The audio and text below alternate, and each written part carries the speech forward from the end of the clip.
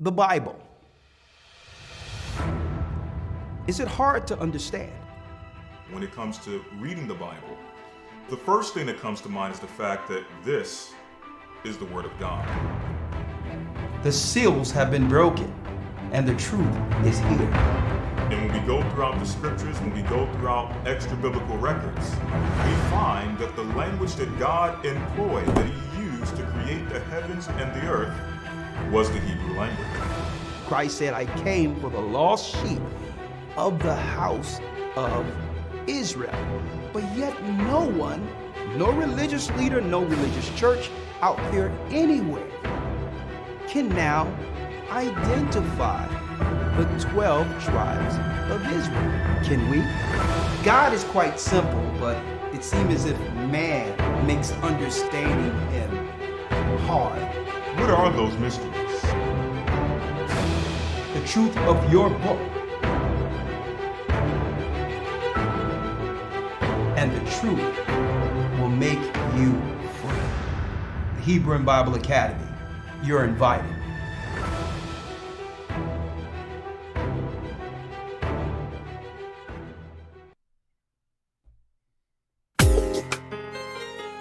Shalom, shalom, shalom.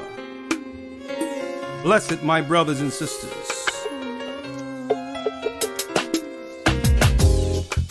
The East is where we're from. Come on. The 12 Hit the like button, brothers and sisters. Come on. Israel. In 721 BC. 721 BC. The Assyrian king, he took us down, we fell. With a great escape, we went through the Euphrates. The Lord held the waters still. Shalom, shalom. To a Good to land see where you all. no mankind dwelt. Seemed like it was we forever. went. The 12 tribes of Israel. That's who we be.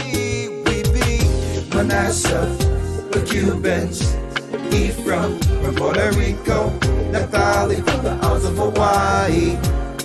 The Lord is calling back Israel. Zebulon from Panama, Gad, the North American Indians, Simeon, the Dominicans, our highest gathering Israel. The Arabs and Africans told us at gunpoint to gather our wives and children, then sold us. In the belly of these great ships we traveled in fear. By the rivers of Babylon we found our brothers here. A higher gatherer us in Colombia, Reuben from Australia, Issachar, the Mexicans.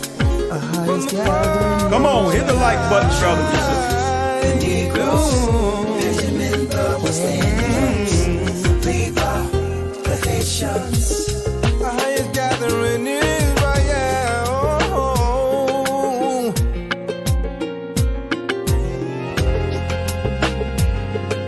Most High's gathering Israel. That's right. The gathering of Christ Church in Africa. Come on. All right. Asher in Colombia, Reuben from Australia, Issachar, the Mexicans. That's who we be. Judah, the Negroes, Benjamin, the West Indians, Levi, the Haitians, Manasseh, the Cubans, Ephraim from Puerto Rico, Naphtali from the Isles of Hawaii. The Lord is calling back Israel. Zebulon from Panama, Gad, the North American Indians, Simeon, the Dominicans. Our highest gathering Israel.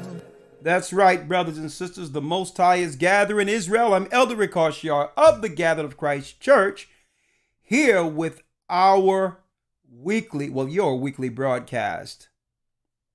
And hey, what a broadcast this will be. All right, I'm getting everything together. I don't want to miss anything. Yeah. All right. It tells us in the book of Luke 15 and 19. Hey, it tells you right here, I picking it up from last week. That's right. Likewise, I say unto you, there is joy in the presence of the angels of God over one sinner repenting. For the one sinner that repenteth. Hold on, let me put this out here. Let me put this over here. Brothers and sisters, what a great week this is. You see the title, All Praises Be to the Most High. I'll wait for a few more of you to come in right now. All right, we have a lot of people in the chat. And we have what? Let's see the numbers here. Hit the like button for me as you come in. You can see the title, The Most High is Calling Back Israel. And today we're going to discuss a groundbreaking, monumentous moment in prophetic history. That's right, the Gathering of Christ Church, due to the great efforts on the ground, starting here in Babylon in America, with myself. Really, it was Elder Gabar who started with the African Committee to have discussions on setting up a church in Africa. And hey, let me give a round of applause out there real quick. We're going to have the elders on, Shapat as well as Gabar, Elder Lawya. We're going to have Gaja. That's right. We're going to bring all the elders in tonight because, like the angels, there's something to celebrate. That's right. Elder Shapat as well as Elder Gaja put feet on the ground in Ghana and did what? That's right.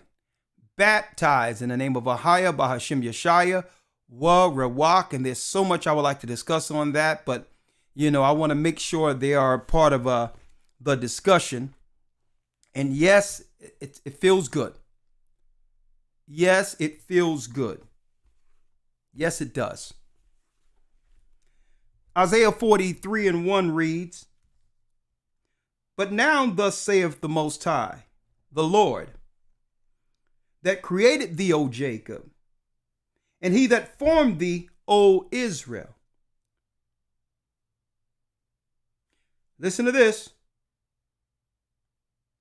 Formed thee, and he that formed thee, O Israel, listen, fear not.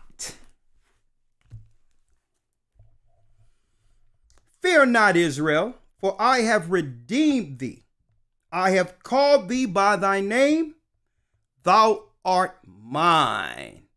Speaking of his original people. When thou passest through the waters, I will be with thee. And through the rivers, they shall not overflow. They shall not overflow thee. When thou walkest through the fire, thou shalt not be burned, neither shall the flame kindle upon thee. For I am the Lord thy God. I am the Lord thy God, the Holy One of Israel. Listen to this. The Holy One of Israel, thy Savior, I gave Egypt for a ransom, and Ethiopia and Seba for thee. Since thou wast precious in my sight, thou hast been honorable. And I have loved thee, therefore I will give men for thee, and people for thy life. Oh, this is strong. Fear not, for I am with thee. I will bring thy seed from the east and gather thee from the west. And I will say to the north, give up, and to the south, keep not back. Bring my sons from far and my daughters from the end of the earth. That's right, brothers and sisters. It was prophesied that we're the beloved of the Almighty, and at the very end, the Most High would begin to bring back the children of Israel with the true gospel. Not the lies that have been taught for years while our people slept. while God's people, God's true people, slept in captivity. No longer will we be under the, I would say, the spiritual bonds of Catholicism, of Islam. The Most High is breaking the strongholds off of his people and have redeemed the children of Israel. And we, the gathered of Christ Church, are helping to break those bonds. Going overseas, going to other places, baptizing in the name of the Son, Father, and the Holy Spirit, and bringing God's people back to him with the true doctrine, which was established before the Romans came and infiltrated. Before the Roman infiltration, folks. The Catholics lied. They lied to us, brothers and sisters, outright. They lied. The universal religion is really the Babylonian religion. They straight out lied. They lied and claimed that Peter was the first bishop over the Catholic Church. Liars. Liars. How do we know that's a lie? Because Paul established the Church of Rome, not Peter. That's how we know they're lying. So they came in with that bold-faced lie to try to integrate or try to hide their paganism, knowing that one day our people would fall asleep and wake up at the behest of the enemy, teaching us against ourselves a false doctrine that would lead to damnation. Okay? They lied. Say it straight out. Well, everything that Peter binds on earth is bound in heaven. And they stole that by saying that he was the first bishop over the Catholic Church. Liars. Took a statue straight out of the pagan temples of Rome and put it in the Vatican, lied to the people outright and said that that was the statue of Peter, and made all people, including our people, bow down and kiss that stinking feet, that stinking foot. But no more, brothers and sisters. Y'all seen that video we did years ago, which will be actually updated, from Babylon, Rome to America. Not really when it comes down to teaching on a serious level. We had the books in front of us. Listen, it was no bells and whistles, no OBS, no platforms, just us with one dinky camera, one little camera with the books open. From Babylon, Rome to America. But now it must be revised based on what the Most High have done here in Babylon. The truth from Babylon to Africa. Who would have thought? Who would have thought that the sons and daughters who were carried over the waters would one day come with the knowledge in a foreign land with the true gospel to come help break Africa from its stronghold, its mental bonds that's over them, controlled by Ishmael and Esau through the two religions, Islam and Christianity. Who would have thought that the truth would come from what? Those who were slept, left for dead, carried over the waters, left for dead, and we would go back, and the Most High in the end days would go back and send us back to help free the minds of the true children of Israel in Africa. Who would have thought that? The Bible told us that would happen. The Bible said it would happen. I'm in the King James Version, but follow me. If you have an NIV or any other version outside of the King James Version, guess what? Get rid of it. Okay? Not a Jehovah Witness Bible, not no New International claiming that it made it easier to understand when our people understood the Bible fine before the enemy came and started distorting the word of God with their false doctrines. And I'm going to tell you, the enemy The enemy is furious right now because why? They're orbiting on the outside. They have no more control like they once did over our people. Okay? They don't hold the religious, I would say, theological higher ground over our people anymore. They're liars. They're liars. But God said this would happen, that our people all over the earth, including Africa, would come to the knowledge of themselves. Repent for the sins, their sins and the sins of their forefathers, to come back to the knowledge of the truth that would lead to the promises of Abraham.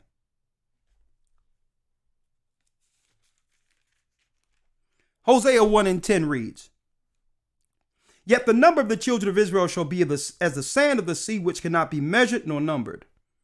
And it shall come to pass that in the place where it was said unto them, Ye are not my people, in that place, there it shall be said unto them, that ye are the sons of the living God." Of the living God. Now, let's make this clear, and I'm going to go over a lot tonight before I bring in the elders.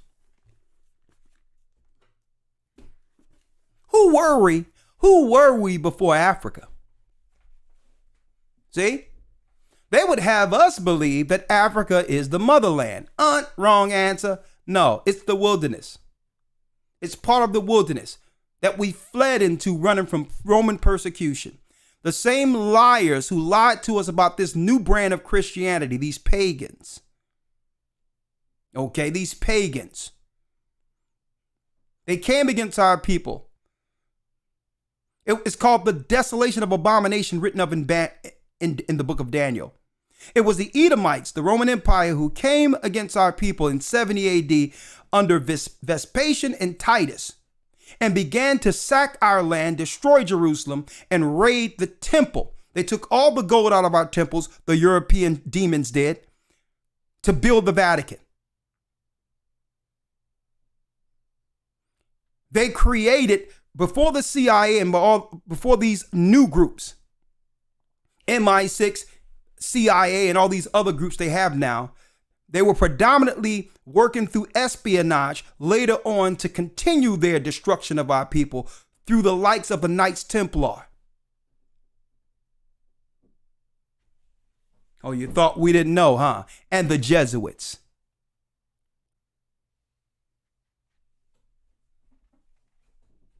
Okay. And they have a guy called the Black Pope, top Jesuit, who would always keep an eye on our people to deceive us through their education, their miseducation. And then they started doing what? Setting up theological establishments every place they found the children of Israel, including Africa, to deceive us, to teach us to learn the book against ourselves, believing that those demons, were the true people. When I say those demons, I'm talking about the Catholic Church, the Jesuits. They took this false image over to Africa when we fell in 70 AD, those criminals. When we came over here, they killed all of the elderly who knew better, that we were from the Igbo tribes who ran into Africa. Igbo is another name for Jew. And they started teaching us that we were Hamites here in America.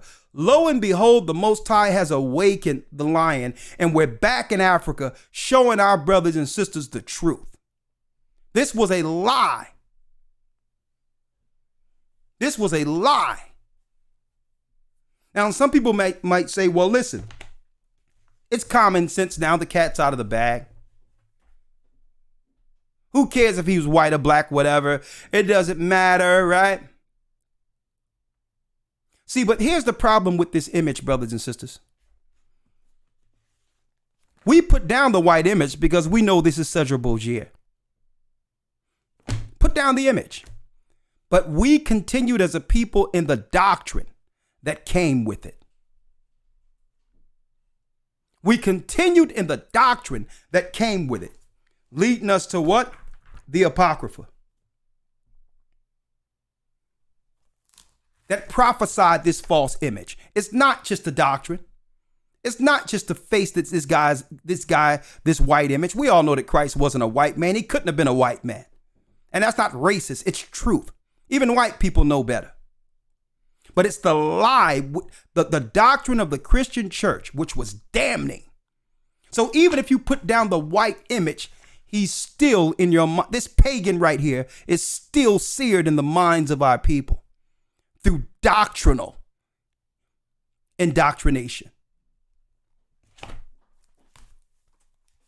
Wisdom of Solomon 14:8 reads,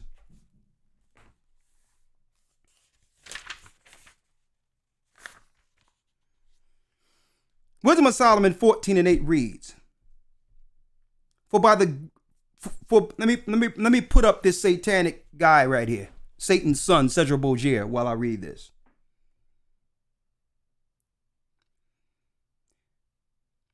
But that which is made, 14:8, Wisdom of Solomon in the Apocrypha, for that which is made with hands is cursed, as well as he that made it. Because he made it, and because being corruptible, it was called God. This is why they teach in that lie, Christ is God, when Christ never said that. He says he's the Son of the Almighty. He prayed to the Father in the Garden of Yosemite and said, let this cup pass me. But if it be thy will, let thy will be done. I came not down to do my own will, but the will of him that sent me. Christ didn't send himself. So they line in that false doctrine so that when you think Christ is God through that false doctrine, this man pops in your mind. And by default, here's your God. Esau, the criminal, the triptych of poisoners. But that which is made his hand is cursed, as well as he that made it, because he made it, and because being corruptible, it was called God. For the ungodly and his ungodliness are both alike hateful unto God. This image led to serious idolatry. For that which is made shall be punished together with him that made it. Therefore, even upon the idols of the Gentiles,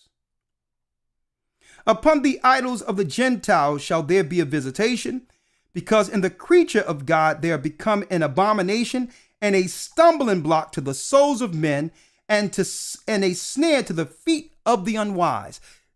The Catholicism, Christianity, all the denominations of them have become a stumbling block to our people.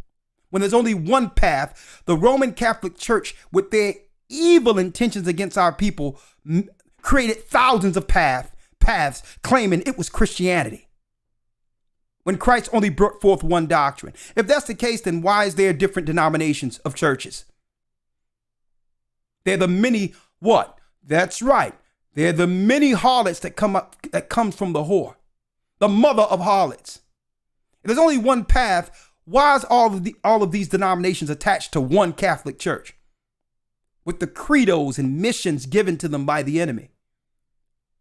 Baptist, Pentecostal, Jehovah's Witness, Seventh-day Adventist, on and on and on and on and on and on. Lutheran, on and on and on and on. Must I name them all? Baptist, Apostolic faith. They're all controlled by the harlot, the whore. And really their intentions was to snare our people the whole time. But here it is, jumping right back to it. It says 15.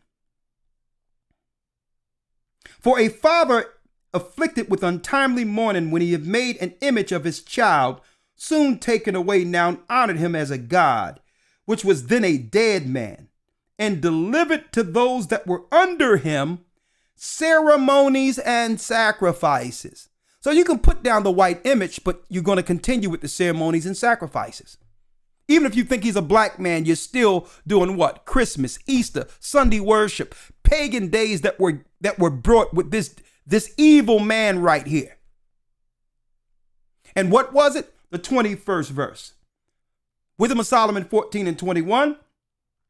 And this was an occasion to deceive the world. And this was what? An occasion to deceive the world. But you didn't know what y'all counted out in your, within your, all of your pride. What you counted out were the prophecies that one day the Most High would begin to do. What? Raise Jacob out of his grave. Out of his grave. Now, these records been out there for a long time before I bring in my elders and other brothers. A lot of what I'm going to talk about there, brothers and sisters, been out there for a long time. What been out there? Oh, let me get rid of that. That was from last week. May that brother rest in peace. Oh, yeah, we're going to show you. We're going to show you. It's been out there for a long time. From Babylon to Timbuktu, a brother by the name of Rudolph Art Windsor, who learned predominantly under a form of Judaism. Okay, in the 60s and all that. And guess what? He wrote what? Not his own ideas. When it comes to the history of our people running into Africa in this book called From Babylon to Timbuktu. Okay? That's right. There's historical records and references within this particular book, brothers and sisters, from secular history outside of the Bible that confirms this research to be true. That the blacks who ran into Africa aren't Hamite. They weren't from Africa. They were from Jerusalem. They were from Israel. And it reads here in the highlighted part on page 84. I'll read it out to you so that we can go straight to it.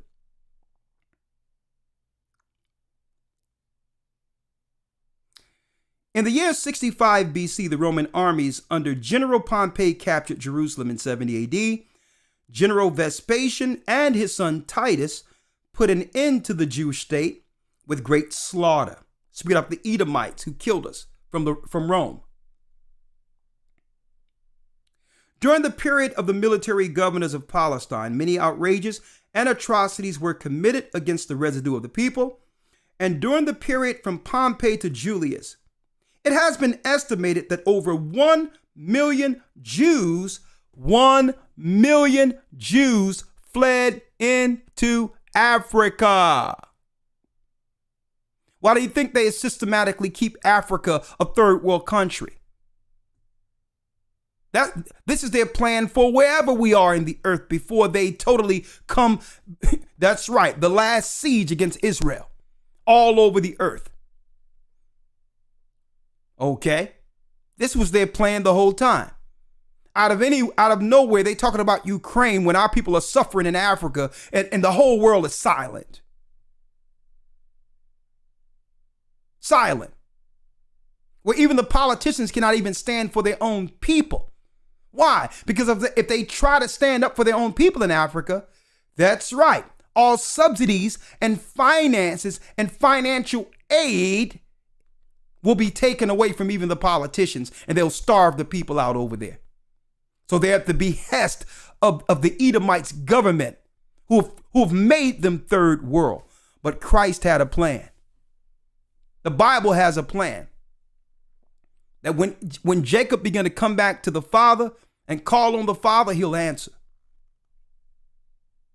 Over 1 million Jews fled into Africa, fleeing from Roman persecution and slavery. The slave markets were full of black Jew slaves. The slave markets were full of what? Black Jew slaves. The slave markets were full of black Jew slaves, folks. They will never teach you this. They will never teach you this in your Christian church, ever. Forget about it. They will never teach us this, that we're not from the seed of Ham. Those were stalling tactics they taught in the religion, in our Christian religion, until they would find a way to do what? to get rid of us altogether once the cat was out of the bag. Stalling tactics. Their theology was stalling us long enough until they can find ways to get rid of us. Like what just happened in the last few years, when all of a sudden, out of all the people on the earth, there was one particular people in our neighborhoods and in parts of Africa who were disproportionately affected. Biological warfare. The slave markets were full of black Jew slaves. So don't let no one out there, folks, lie to you and make you believe that this is something newly cooked up that came here, that was created here in America. The history that Rudolph R. Winston goes into predates America. So there's no such thing as Hebrew Israelism. There's no such thing as that.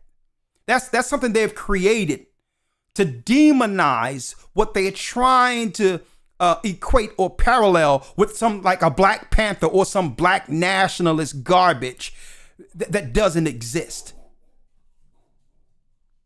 Okay? Outright. So 70 AD, it was showed us in the Bible that this would happen in 70 AD, and it happened. Our people ran into Africa. Galatians, the 4th chapter, tells us that Jerusalem is above, is free, and it's the mother of us all. We're not from Africa. And soon we're going to free the minds of our people to realize the gift that comes with one day desire in Zion. And it starts with the gospel of Christ, not the lies that were given through the Roman Catholic Church.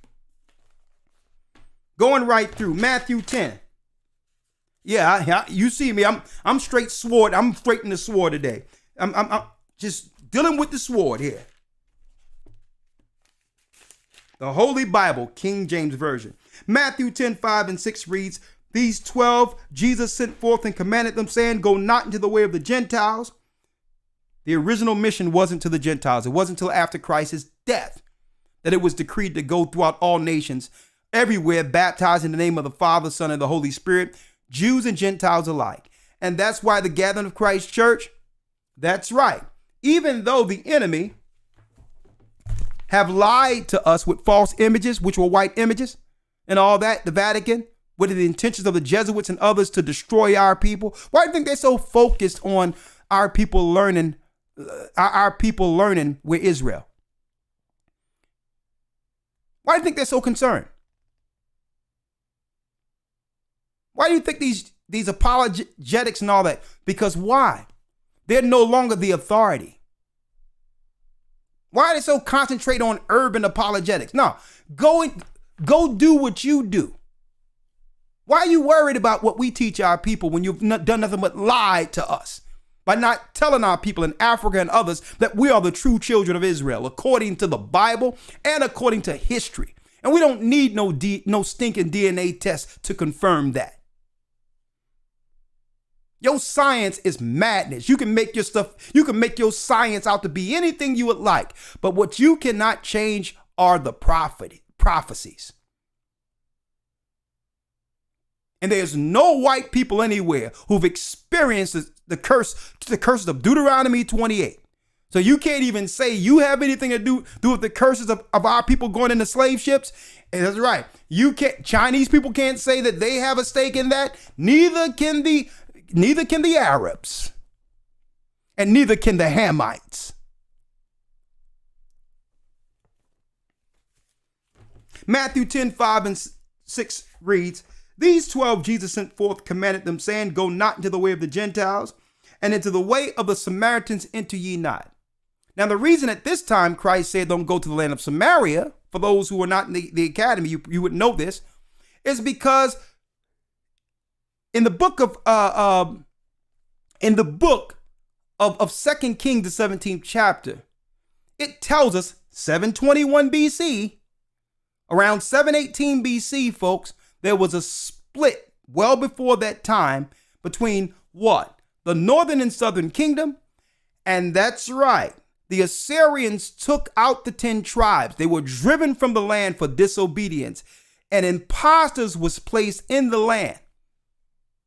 Different races of people outside of Israel were placed in the land by the Assyrians instead of the children of Israel in the land of Samaria. And that's the reason why Christ said, don't go to them, because the initial mission weren't for the Gentiles. It was to get our people together first who would deliver the doctrine that would change this earth. And brothers and sisters, you are witnessing the doctrine that was given before the Roman Catholics came and destroyed it. The 6th verse. But go rather to the lost sheep of the house of Israel. And as you go, preach, saying, tell my people that what? That the kingdom of heaven is at hand. Oh yeah, I'm about to pull in the elders in 1 second. Oh yeah, oh yeah, oh yeah. Yeah, this is reason for celebration. Why? Because from Babylon, the gospel came. Ezekiel 37 prophesied that we would do what? We would raise out of our graves, out of the valley of the dry bones, and stand up as the children of Israel at the very end. To do what? To bring back Jacob to the Almighty. See, that's a real servant's job. Don't let the Christian church lie to you and make you believe that there's a such thing as a spiritual Israelite. That's utterly ridiculous.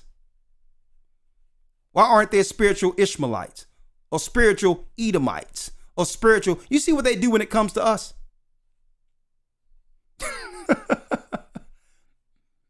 Every other nation has a place prophetically in the Bible that can be identified. Everyone know that the United Emirate and the families who've created that, the kings of the United Emirate and the princes of the United Emirate, are from the seed of Ishmael. Right? But now when it comes to one being an Israelite, according to the Bible, it cannot no longer be denied. They want to come with these fake terms with a theology, a replacement ideology. It's called replacement theology. Any place that the Bible says Israel, we must make those people believe it's speaking of spiritual people who believe in Christ. And through the replacement, if I'm a white man who believe in Christ, I've replaced the original people. So even if they come back to the knowledge of the truth, there's no space for them, because God, their God, have rejected them only to accept who? Me.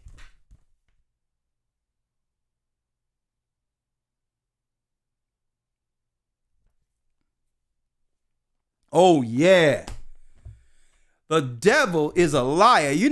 They are furious, brother. You know they're furious. And we know the enemies are looking. We know they're looking. So since they're looking, they probably want to see this real quick. From Babylon to Africa. The Gathering of Christ Church, GOCC, Ghana.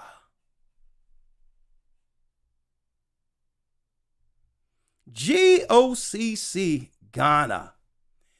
And we're going to have the elders come on to give the experience of them going over there, baptizing brothers and sisters, and some of the hurdles they had to overcome to get our brothers and sisters into that water.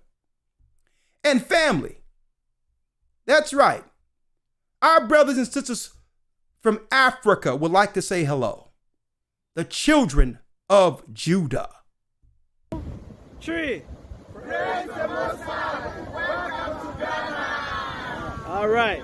Okay, what they say? What they say? Tree. Praise the Most High. Welcome to Ghana. All right. Praise the Most High. Welcome to Ghana.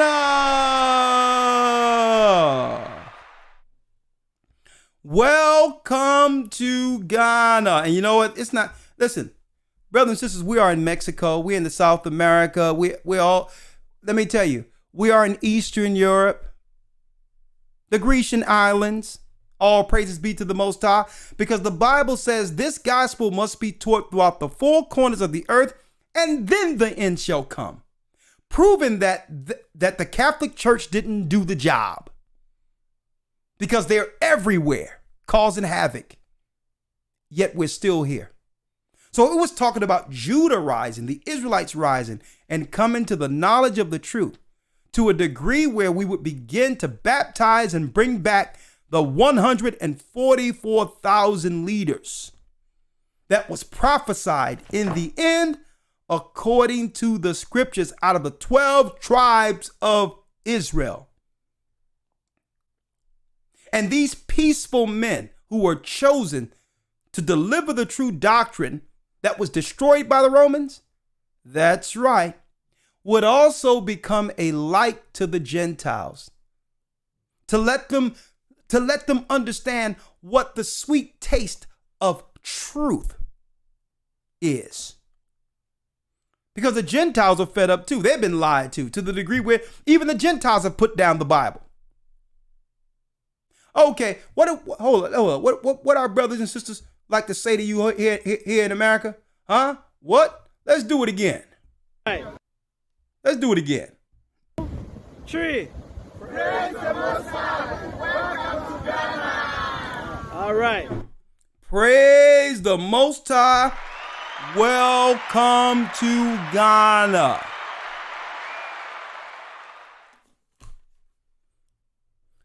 Brothers and sisters, this is what the enemy feared for years, this day. This day where they could no longer lie to our people with false religion. That Judah would begin to wake up. Benjamin, Levi, Simeon. See, they feared this, brothers and sisters, for a long time. That's right. Israel has crawled out of the grave. And guess what? It so happened, folks, and this, I'm gonna tell you in particular why they have their eyes on stuff like this. Brothers and sisters, there's more people here than when we started in Philadelphia. In this picture right now is more people than when we started here in Philadelphia, in Babylon. So imagine how this is going to multiply there. And already they have more people that was baptized today than when the church first started. Huh? Oh, yeah. Oh, yeah. Hey, folks. Speaking of that, before I bring the elder in, Edom, we got you, buddy. That's right. Ha, ha, ha. Oh, yeah. Hebrew Bible Academy, who is Edom? The Roman Empire of the Edomite, right? Oh, no, we got some more for you, buddy. The Talmud Unmasked. We're going to be going into some of what you didn't know about Judaism in the academy. The mysteries of the prophetic history of Esau. Oh, we know who you are, buddy. We got you. We caught you red-handed, right? Oh, yeah, there's more. There's more. The invention of the flat earth, Columbus and modern historians. And we're going to go into this to prove that the flat earth was always a deception that would get us off of their true intentions for traveling, which is colonizing. So that's a buzzword for the satanic elites. When they put the flat earth and people start believing it, it's a distraction for them to do something over here prophetically you're not paying attention to. The flat earth is a bunch of garbage that was created as a distraction. Remember that Christopher Columbus traveled the earth to prove it was round because there was a myth that you may fall off the flat earth?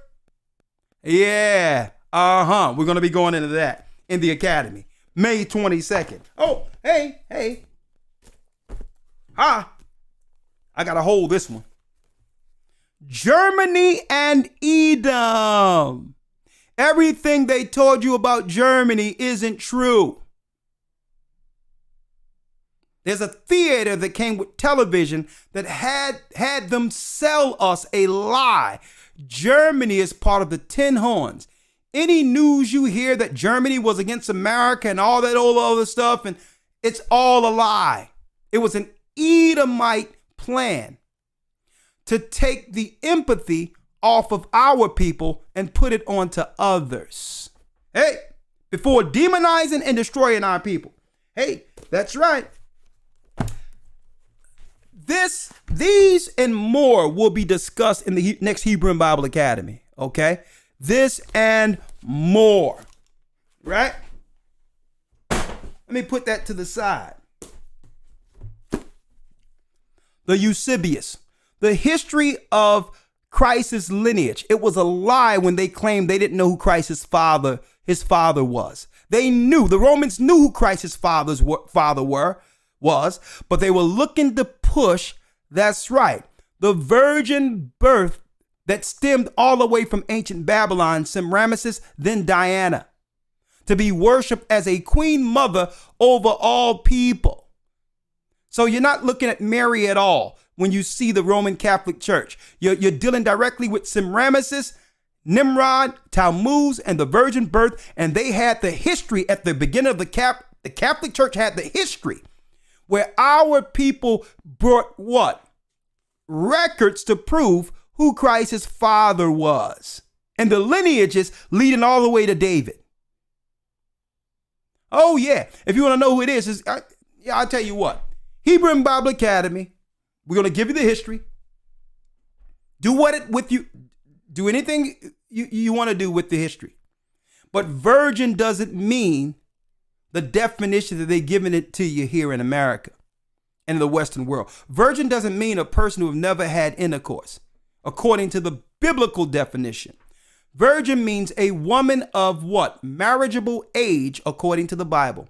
That means when she's in her flowers and able to have children, she was considered a virgin, being severed from the rest of the women until the father would find eventually down the line a husband for her. Okay, that word virgin separated her from being a child. She would have desires to one day bring forth family. So the fathers would have, well, I got a virgin who got to be severed from, she's no longer a child anymore. So now we must move towards one day finding a husband for her. So that label virgin was a woman of marriageable age, whether married or not. Once the father gave the daughter, listen, once the father gives the daughter over to a husband, she still for a time, even after intercourse, is considered a virgin. That and more in the Hebrew and Bible Academy, May 22nd. And a matter of fact, what's wonderful about this is we have some testimonies tonight. A lot of these brothers and sisters are able to teach in Africa. Let me get rid of that. Hold on. In Africa, he keep coming up. Let me get rid of this one here. Let me get rid of this. Hold on. May the Most High bless his soul. Right here. A lot of these brothers and sisters are able to teach in Africa. Why? Why? Because a lot of them were in the Hebrew and Bible Academy learning over there. And it's going to teach the information that they have learned through the academy throughout all of Ghana. And you best believe this is going to spread like wildfire. You best believe that. I know what's going to happen. All praises. All praises. May 22nd. I want to see everybody up in this academy, man. Everybody. Let me tell you, we're going into records that we've never gone into before. On top of that, we're going to show you who was the real, what? You got it. The real Prince of Egypt. Who was the real Pharaoh when the children of Israel, our people, were in Egypt?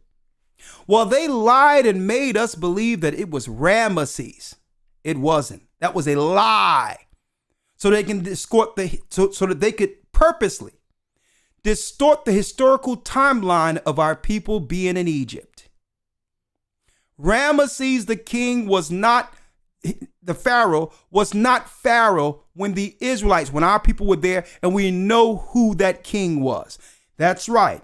Week 5 of the Hebrew Bible Academy will be teaching the Hyksos, the Israelites in Egypt, since we're going into Africa. Since we're teaching about Africa. Oh, that's right. That's right, folks. We're going to show you who we're going to give you the correct timeline that we were in Egypt. And the fact and the key linchpin of it all was them lying, claiming that it was Ramesses during the time of Moses. That's a lie. The Bible doesn't say that. It said city Ramesses, showing a geography of an area that would later be named Ramesses. But he wasn't the pharaoh. The Bible never states that Ramesses was the pharaoh. I'm going to go into that and more. You want history? The Hebrew and Bible Academy has it all. History, Bible breakdowns that you've never seen before. On top of that, Hebrew and the news is like none other. And there's no way we can put up a lot of what we teach there under YouTube's guidelines. It's an impossibility. Okay. So it so happened that even if we wanted to, we couldn't put it out there anyway. So if you want to be in this class, don't miss it. Okay. We know who the Israelites are throughout the 4 corners of the earth. And we're going to show all nations and their phenotypes who are at the Tower of Babel, so that our brothers and sisters will know every race of people when they see them. Don't let anyone fool you into believing that race doesn't matter. Race for them means everything. It's how they establish the caste system. That's how they establish who's going to be on the bottom and what people will rule, leading to the pinnacle of their pyramid with the all-seeing eye of Lucifer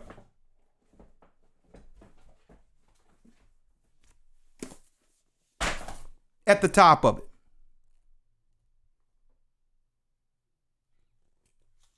Hey, you don't want to miss this academy, but hold up. Israelites in Africa, our church was baptized in Ghana, and it's, yes, right, a reason for celebration. Yeah. Hit the like button, because there's a lot we want to talk about today. We got about 2,200 people in. Hit the like button for us. We really appreciate it. We're going to go to the phone calls, but before we do that, let's see if I can bring the elders in.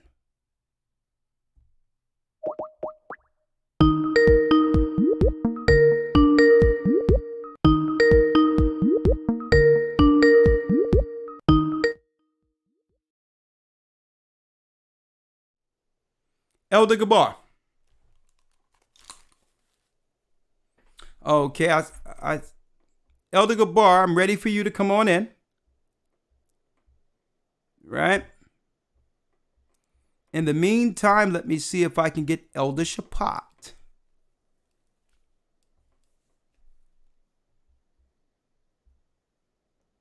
I'm ready when you are, Elder Gabar. I cannot hear you. All right, I get Elder Lawya in here. Can you hear me now, Elder? I can hear you now, but there's no video. Okay, let me fix that.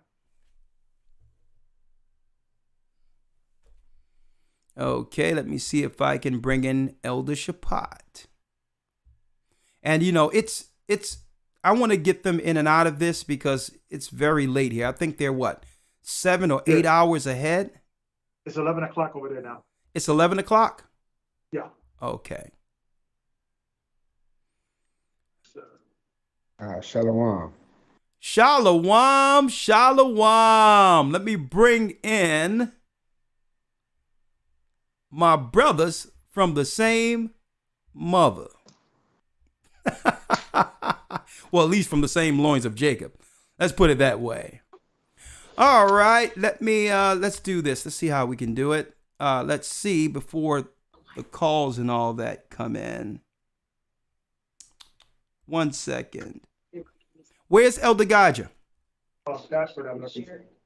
Yeah.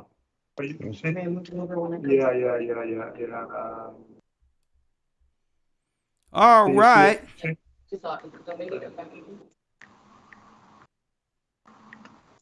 All right, do me a favor, Gabar. Cut your mic off real quick.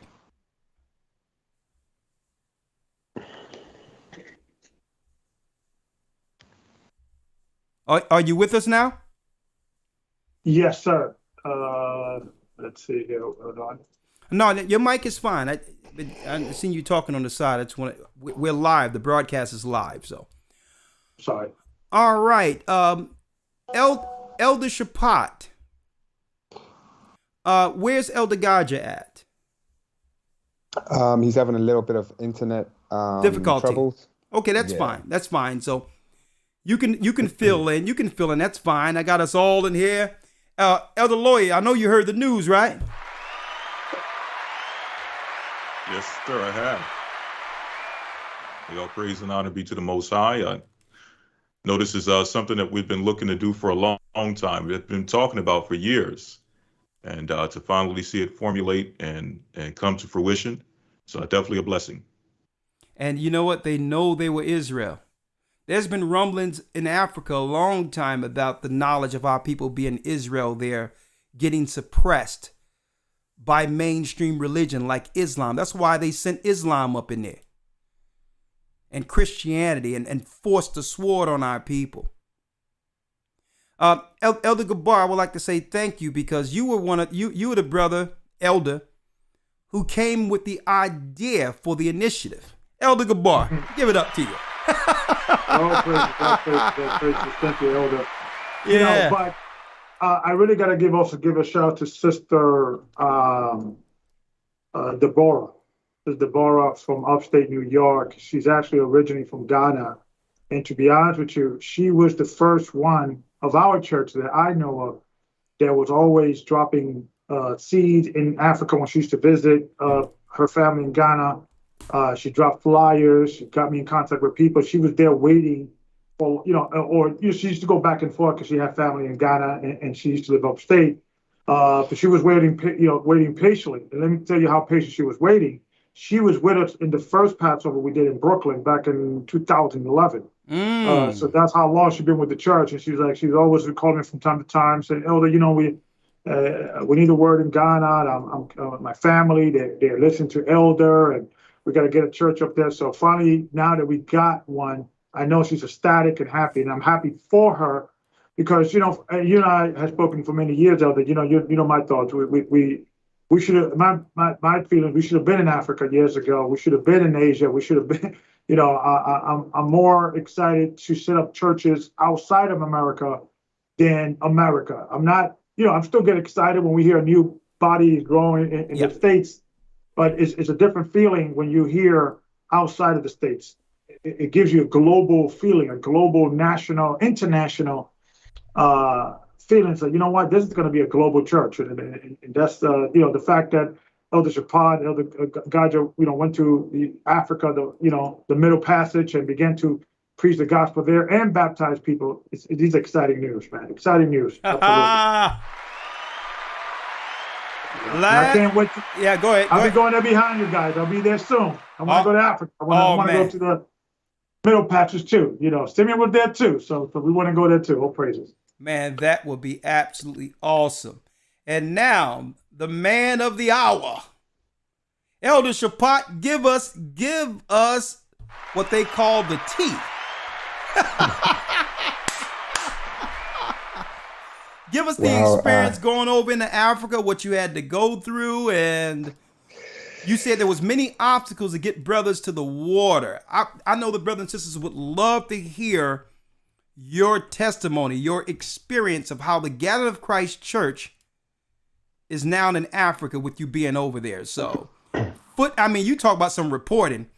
I hope you're going to be ready for the academy with that news, man, because you got to get reared up. I know you're going to have some news being over in Africa, but give us some insight of your experience and how did this all come to pass with the Gathering of Christ Church now being in Africa? How did the brothers and sisters receive you? What is the spirit over there with them? And I knew, I'm going to give them big hugs when I get there. But just give me your whole experience, Shapat, if you may. All right. Knowing the time constraints, I try and keep my sometimes lengthy words short. But with the first thing, first and foremost, like you touched on, a lot of plans have been made spanning years to reach Africa as a whole, and particularly Ghana. And then the whole COVID thing, so-called, hit. And speaking of obstacles, there was actually, on paper, like at their official websites and everything, there was no clear path, like an open door to say, hey, if you're not juiced up, it's cool to come here. So that was like stepping out on faith by itself, right? So that, all praises be to the Most High for that, and was able to come unmolested. Let's keep it there. And when he say unmolested, I got to clear stuff up like that. He's talking about how when you go through what they call that, what they call that when you're in the airport. The pat down, I think it's TSA. Yeah. The TSA. Yeah. Go through the TSA right. And have to get groped, just to get through. And then if not that, poked up, up the nose and all types of crap going on. And it's really a deterrent to stop people from traveling. But I digress. Go ahead, Elder. Right. So with that, the height of that with certain countries, and really what it is on paper, Ghana making it appear to appease, the powers that shouldn't be, but unfortunately are, to appease them. So on paper, yeah, this is what it is. But in reality, it's something a little bit different. It's speaking about the height of, being violated, which is that the juice. But beyond that, you mean when it comes to the shots and all that? Yes. Okay, yes, go on. There's they make it appear that that's the only option, but when you read between the lines, the fact that there's a test upon arrival for non-juiced up, and they offer you the juice, reading between the lines lets you know there must be a way to not have to do that. And you lo and found behold, a way. Yes. You found a way. Yes, good. We all found a way. Yes, all the brothers that Elder Rawchaa and Deacon Dale that came, and myself, we found a way. All praises be to the Most High. Now, getting to the people, my experience has only been, well, fruits of the Spirit. We just did first fruits. My experience to date has been nothing but humility and a lot of the old traditional ways. Like my Jamaican, I haven't been there in very many years, but growing up around the older generation, my dad's 79, believe it or not, but there's an older generation within Jamaica where you always say good morning, especially to the elderly. You say good afternoon, you say good evening, you always greet people. They have that here. And what's crazy being here, everybody sees it. Elder Rawchaa will tell you the same thing if he hasn't already. It's literally like you're in Jamaica. These people have to be the same tribes as those that went to Jamaica. And now, of course, historically, that's where they say the majority of the people came from. But I found out from a brother here told me the etymology of the word Ghana. Guess what it is? What is it? Everybody can Google it. The etymology of the word Ghana is, or means, strong warrior king. Oh, so yeah, so Ghana will have the majority of Benjamin in that area. In Ghana. They're the warrior class of Israel. So you got Ghana, you have, then we have different parts. You would have Sierra Leone, which would probably be more on the Levi side. Then we would have, yeah, I can see that. Yeah. Yes. So even down to some of the way the Ghanaians talk, and it was pointed out to me, and when you hear them, if you know Jamaican or, you know, so-called broken English patois, it's like they're speaking patois. When they speak, you know, in English, and even some of their Ghanaian words, when they're speaking Ghanaian, if you were to just listen, it's almost like patois, which is crazy. But, you know, it was beautiful meeting everybody. Well, not everybody just yet, because there's another place we've got to get to for some more baptisms, if it be the Most High's will. But yes, thus far, A-okay, you know. When they seen you, because I know a lot of brothers and sisters only seen you over video.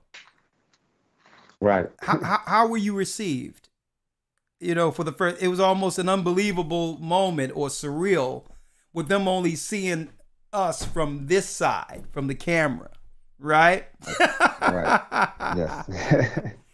I mean, of course, like other places, nothing but respect. But I think that beyond being, elder of the church or part of the academy for so long, or part of the church for so long, outside of all that, I think based on my experience, that's just in the Ghanaian people. That's who they are. Very respectful people. Well, Shapat, do you notice that since we've all been together, I mean, you were with us since what, 2009, 2010, whatever? Yeah, I think 2008 or 7. 8 or 7, yeah. Skype classes. Skype classes, yeah. But it seems that whatever we discuss, usually what we discuss, even seeming far-fetched at the time, the Most High finds a way to manifest and to bring it into reality. Just the idea that we talk in circles, we talk amongst ourselves. Man, it'd be good if we could do this.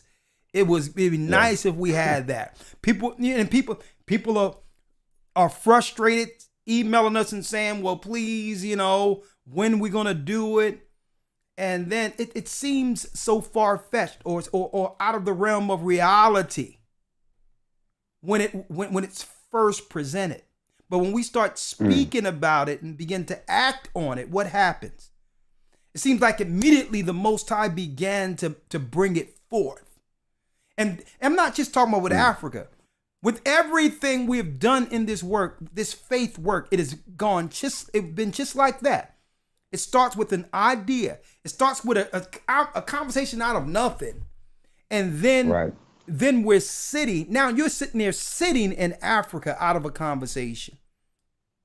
Because don't forget, when Elder Gabar brought it up, it was more so how many people we got over there.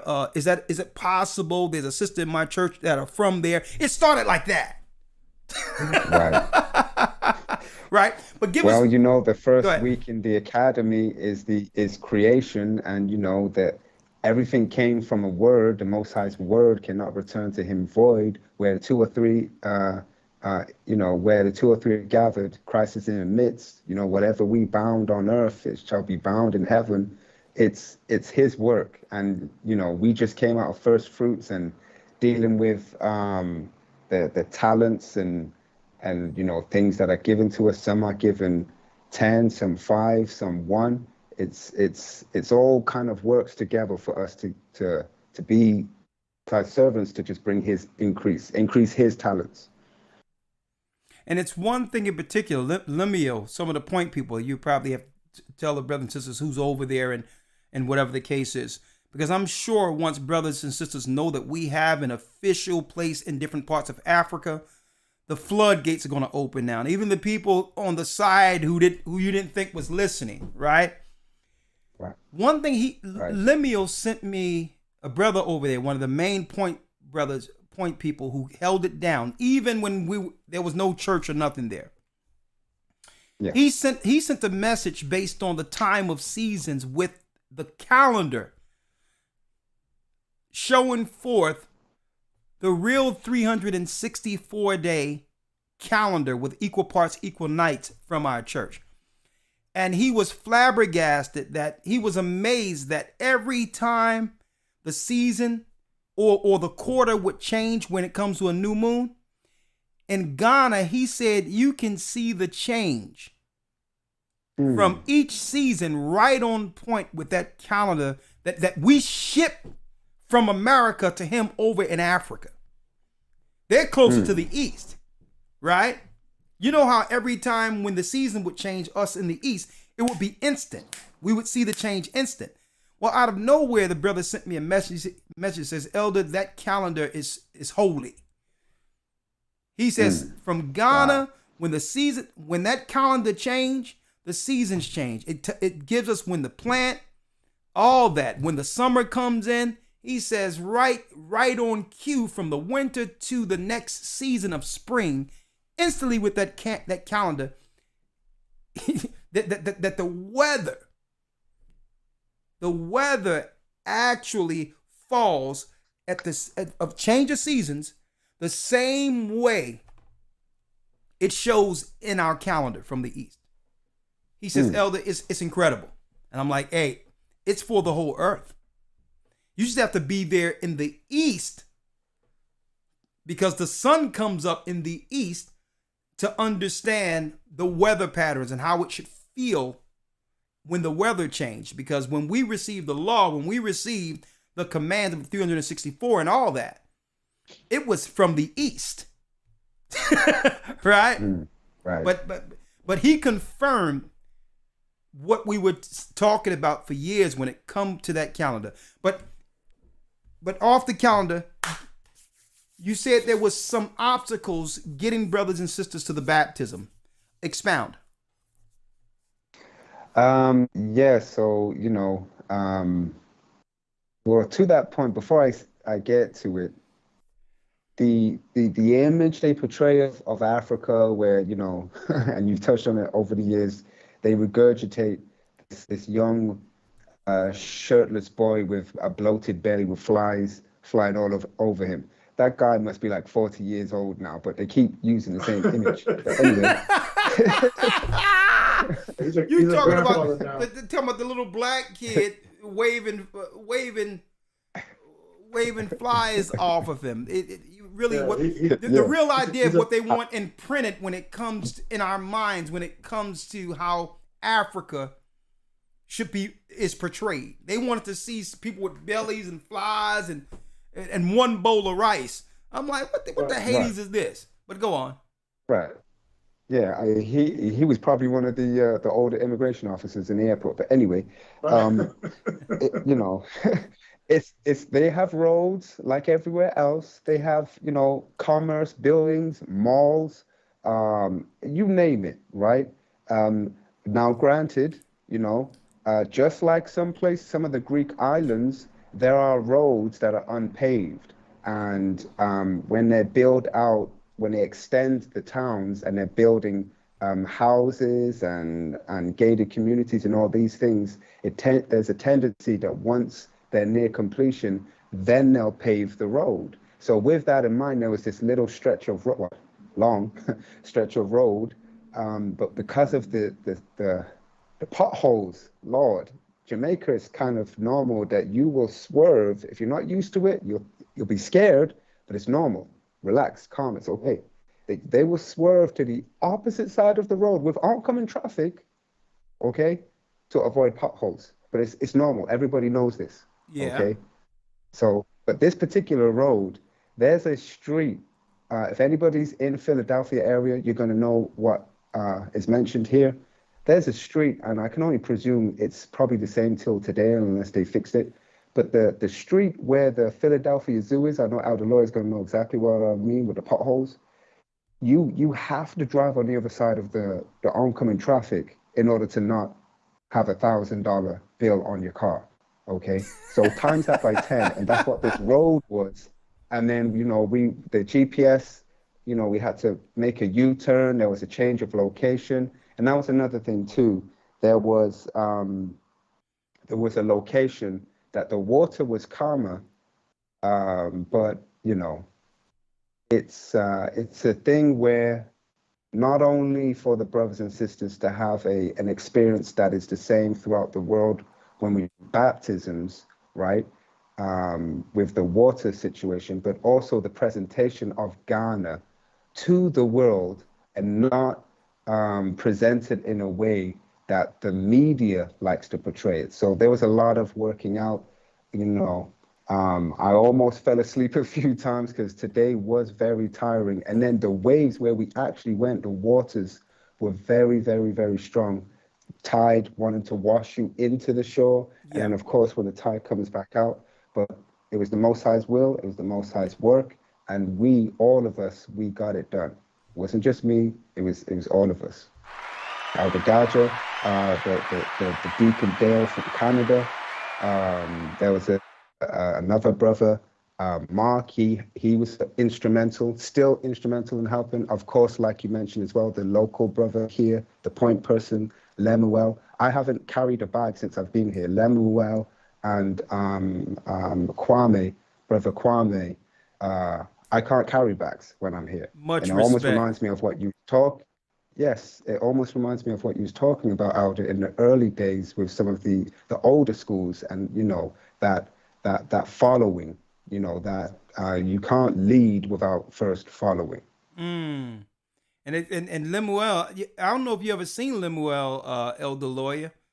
Man, that can be your twin. That can be your brother. You should see him. You seen him yet? Mm-hmm. Lawya? No, sir. No, sir. Man, the guy look just like you. It's crazy. Wow. It's uncanny. Wow. Crazy.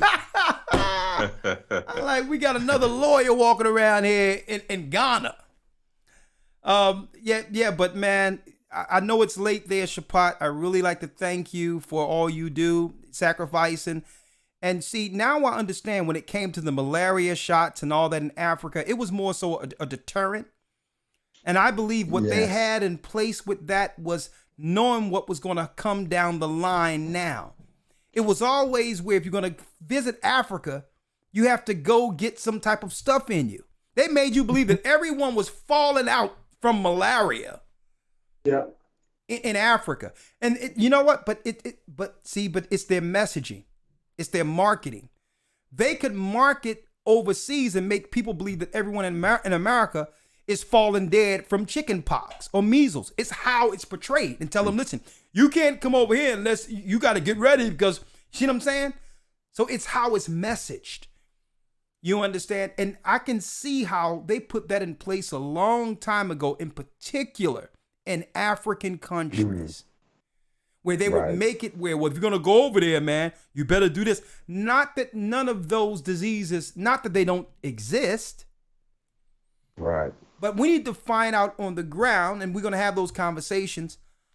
How are Ghanaians dealing with the malaria? I mean, is there ways that they actually deal with it without the other stuff? And so those are other discussions that I can't have here. But I think it's ironic. It's uncanny. It's more so ironic that there was a thing put in place that would deter you from going to Africa unless you got a shot. And look at where we are now. Right. You understand? So these were all things, undercurrents that were put in place years ago in preparation for how they would deal with the whole earth. Where you can't go here unless you have that. You can't go here. Really restricting people from traveling. Yep. And see, and this is what they did during 70 AD. Started cutting off roads, making it hard to be able to travel to other places, claiming this, that, and the other. But really, it was a plan to keep the people contained for the armies that were coming eventually. So, but what so it's not just Masada or Jerusalem anymore. They have meticulously set this up in all these different countries. One big 70 AD in preparation for what? You got it. Mass death. And engaging the children of Israel. And that's why, let me tell you, This work is way greater than any of us elders could ever understand it. Putting in the work, baptizing people, giving them the word. We're preparing them. Brothers and sisters are being prepared for something greater than us. Being in one mind, one spirit, in preparation. Right before it came down, those who followed the disciples' doctrine knew exactly what to do. And here it is. We're in the same place now, under the same circumstances in 2022, so-called, as we were in 70 AD, before 70 AD, where Nero lied and claimed that it was the Jews who burned cities in Rome. And we know the history lied because it was Nero who was paying people to dress like us to burn cities so that they can villainize or demonize the black Jews that weren't messing with them. And at that point, that was a pretext, that was a false flag that led to now our people accepting the enemy's army to police us within Jerusalem. For the first time, we couldn't police ourselves. And look at our cities. We don't police ourselves. They bring people from the outside of us to police us. Let me tell you, there's nothing new under the sun, and this is what they did in 70 AD. Now they've done it all over the earth and put in what? Now they've put in what I would call a barrier for anyone that travel now. It's really, believe it or not, through this, you have to get a test. You have to get this. Did you get the shot? Let me tell you, folks, these are really virtual, invisible checkpoints. Yeah. That's what it is now. Without them outright saying this is a checkpoint. They're using the pharma key. They're using all these other things so that we cannot believe that freedoms have been taken. That we don't realize that freedoms have been taken. Right? So, but for you to go over there and be there and didn't have to go through all that stuff, Shapat, that in of itself shows the power of the Most High. And we are encouraged that we will still be able to travel and do what we need to do, even outside of the obstacles they place in front of us. And to that point, if I may, I would say really it was, if it wasn't for the Most High's work, I couldn't see it going the way it did. So it's one thing to have faith and not move in fear with the warfare the enemy has. Being a cunning hunter, their warfare, speaking of the Mount of Esau, is for the most part psychological, like Elder just mentioned, with the barriers being invisible, but they're there. Yeah. But it's one thing to move without that fear, but I think really it's another thing doing it because it's the Most High's work. Exactly. So I know you have more plans for baptisms tomorrow. Of course, we got to deal with the business of setting things up, and I'm going to talk to you about that tomorrow. All praise be to the Most High. And you know what? Wait till you see the new garments that are being put together under Gabar. And the sister showed me the prototype, and I got measured for the bishops, elders, and the brethren and the sisters eventually going to be out there with all white, but we're going to have the gold and white on the streets. And we're going to send a whole package of those garments to Africa.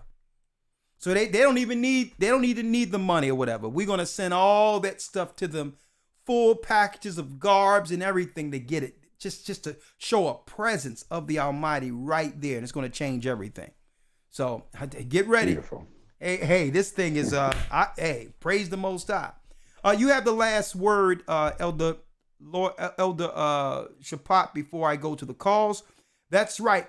The children of Israel, wake up. Wake up. The Gathering of Christ Church is in Africa. And we're not just there. We're everywhere. Okay, but I hey. mean, Go on. Yeah, I don't know what more to add other than, through this experience thus far with everyone involved, Elder Gabar, yourself, Elder Lawya, Elder Rawchaa has been wanting to come out for a while. The brothers that are here, Lemuel, for example, I think you mentioned he's been waiting for a long time. It's actually 7 years, I think, which is crazy because that's completion. But, you know, to that point, that highlights patience, brothers and sisters. I know we're speaking, and it is a, you know, a noteworthy day to give thanks and praise to the Most High for these initial works that are happening. And it's only the beginning in Africa and Ghana in particular. That is a blessing. But, you know, I just wanted to underscore the importance of patience and, you know, waiting on ministry in the Most High's work. Not my work, it's not Elder's work, it's the Most High's work, and we should wait and have patience on our ministry. I just wanted to emphasize that because, you know, of course, we're talking about Ghana and it invokes migration, you know, all those things. Well, and just that so that brothers and sisters know that the Most High understand their desire to be a part of the work and do great things, right? But we must wait on our ministry and not get frustrated just because you don't have nothing in your particular location right now. Okay? Right. We're coming. We're coming. Now, the last thing before I Absolutely. get you on, because I know it's very late there, I'm sorry about that. I would be amiss if we didn't discuss, you know, whether or not you've witnessed any intersectional rainbow activity going on over in Ghana. I would be amiss because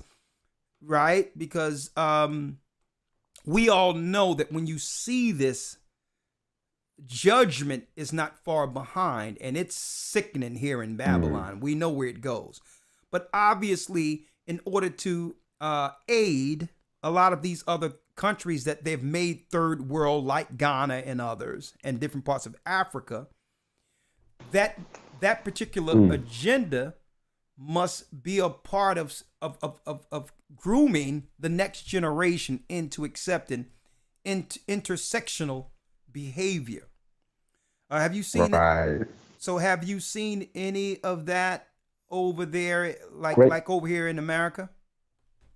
The short answer is no, and we was actually discussing that on the ride back here, and the brother out here, Brother Mark, was mentioning that you know, I believe they tried to come out here, but they essentially got run out of here. So, but knowing what they do, it's a bit of a war of attrition. So that was their first attempt. But yeah, thus far they've been kept at bay. Okay, so they came with the anthem "It's Raining Men" on one side, and on the other speaker, "I was born this way" by whatever Gaga, if y'all want to say Lady Man or whatever. And the Ghanaian warriors ran their tails out of the country, is what you're telling me. Yes. Yes. Oh, yeah, that's a wonderful thing. Praise the Most High. Oh, yeah, by the way, since brothers and sisters are here, you have the last word, Elder Rawchaa, because I know. Can you give some insight before you go? Because, you know, brothers and sisters have missed us for the last couple of weeks. They're jonesing. They're fiending for an academy. They sitting there on Sunday scratching their arms. You know what I mean? I'm going to, what I'm going to do, you know what I mean? Doing this. They fiending for an academy on Sundays, right? Hold on. Mm-hmm. Right. Hello? Yeah. I'm sorry, the thing came out. Can you give someone That's okay. Can you give some insight without going into any news in particular, what brothers and sisters will experience in your next news segment Sunday after next? Just a little snippet to what they can look forward to next Sunday. Okay, let me see here. I mean, we're okay, so I'll do this one. All right. Come on. Just give us a little snippet, because the brothers and sisters don't know that the news be off the chains, but come on. Now, this article speaks to some of the points you mentioned about, you know, them stealing these, when I say they, the so-called, there was the book you mentioned, what was it, Germany and Edom or something? Oh yeah, About preempting. Okay, I got it right here. Yeah, preempting the eventual obvious sentiment and sympathy, okay, which would lead to some form of reparations for the descendants of the slave trade. Okay, so they preempted that with the so-called German thing. Well, the article here is interesting, and it's interesting that you have the book German and Edom. That's the name of the book. Now check out the article. I would have had no idea that you was looking into that book. I didn't know the book existed. Here's a freebie. German airline accused of booting all Jewish passengers off of a flight. And now what's interesting, okay, what's interesting, in the article, it mentions for some reason Ghana, which is interesting, right? But what was, they're saying, when you look at the article, these guys were going to celebrate some so-called famous rabbi, so-called, okay? And some of them weren't following mask mandates. So because of that, everyone that had on the ultra-Orthodox Jewish all-black wizardry outfit, I guess because they're not so-called black, that's why they wear black. Okay, but well, anyway, I gotta say that, everyone have different outfits and all that, and we got, I personally respect anything that somebody would like to wear themselves, you know what I mean, in a free world, and let me put that out there. I mean, it's your opinion, to that but point, right. We have to keep our YouTube channel. But come on, right? Look at Lawya laughing. To that point with the clothing, that's the interesting point. Some in the group were able to change their clothing, and because of clothing, were able to make it on the plane. But then in the same article, it mentions their race. And I've never understood race to come from clothing. Yeah, so it depends on what you're wearing. That would determine what race one would have to accept you as. Right. That's interesting. That's interesting. But yeah. I mean, boy, you pulled one of those. I wish I could expound more on that, but we're not in the academy. But some people, hence what it's going to be in the academy. Some people can put on and take off their ethnicity, and most people, some people can do so. So I wish we could do that. I wish I had that. I wish I had that gift. You know what I mean? I wish I could do that. Okay, they'd be like, I don't care what you put on. It's gonna be like, you're blackity black and you're black, y'all. Right? But speaking of black, I'm black, y'all. I'm bliggity black, y'all. Yeah. Speaking of black, in America, Shapat, in America, they taught our people here in America, and this is why we had to set the record straight and go back to Africa, and bring the gospel to our brothers there in Africa. The true gospel, not this madness that was given to us by Edom called Christianity. Modern day Christianity, another lesson in the academy. They taught us they told us that we were Ham out of the Bible, that our people, slavery is because you are suffering the curses of Ham, is what they told us. So if you're going to go into curses, why didn't they go into Deuteronomy 28? Because there's way more prophetic understanding of what's going on with our people compared to Deuteronomy 28. And if you, in comparison to one curse of Ham's son Canaan. So, and now we're in Africa. The Africans know that we're not from the seed of Ham. They're in Africa, right? They made us believe in America that all of Africa is a land of Ham, when it wasn't all of the Hamites cursed. It was only one son out of Ham cursed. That's first and foremost.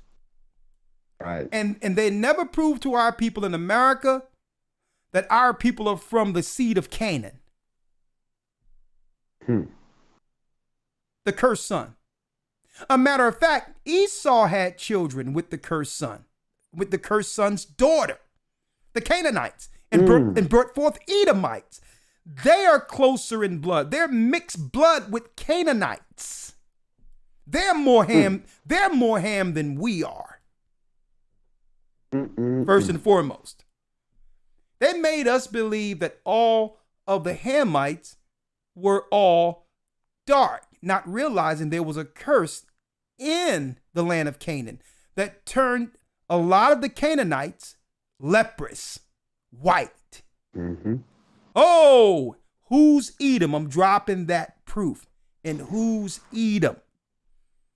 They took the curse of Ham that's within their bloodline, mixing Shemite blood with the Canaanite blood, and try to put it on us here in America, claiming that we were Hamites, that false theology that the Catholic Church, the Church of Latter-day Saints, the Church of Latter-day Sinners, as well as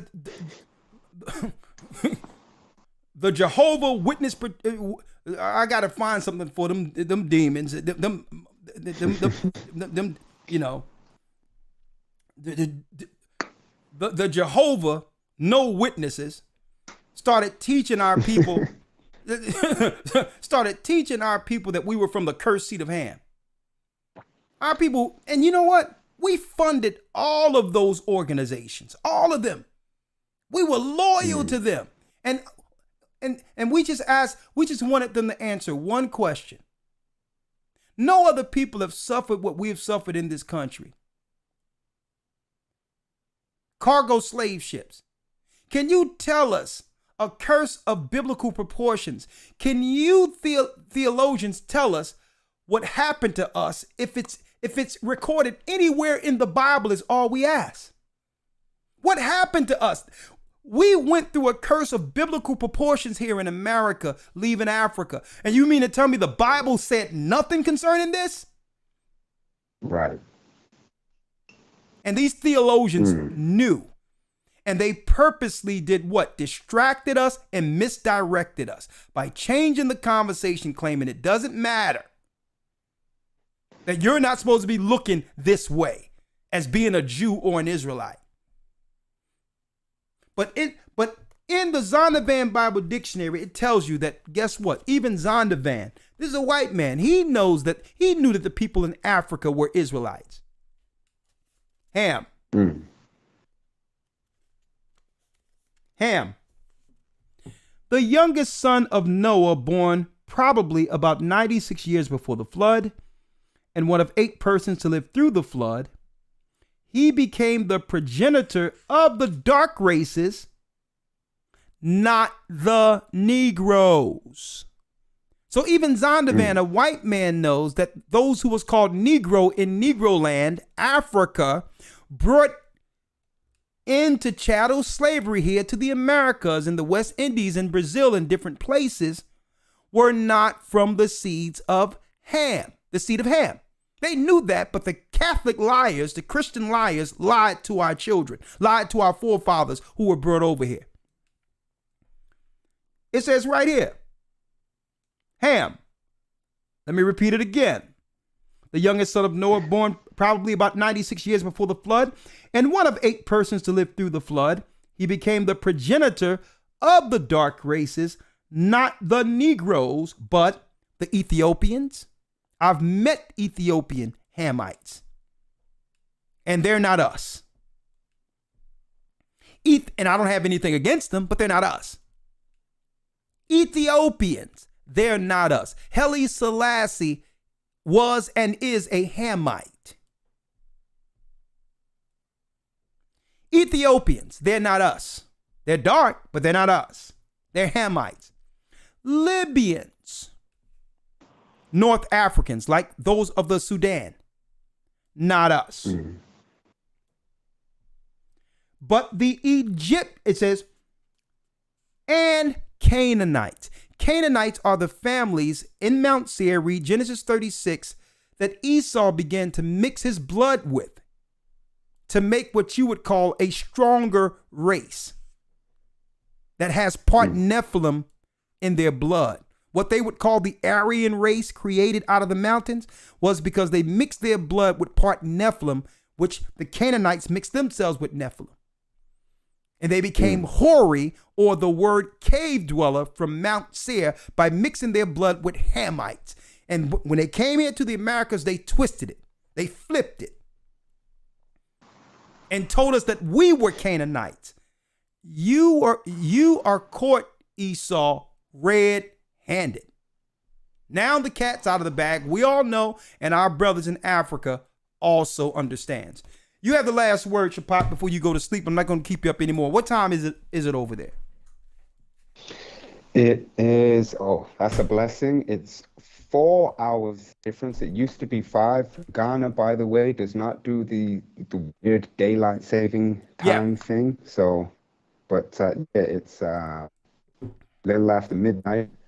But yeah, I don't know more to say but the last words other than all praises to the Most High for, his mercy, for getting us through all the obstacles that were laid before us to be able to do his work. And there's still more to do these next coming days.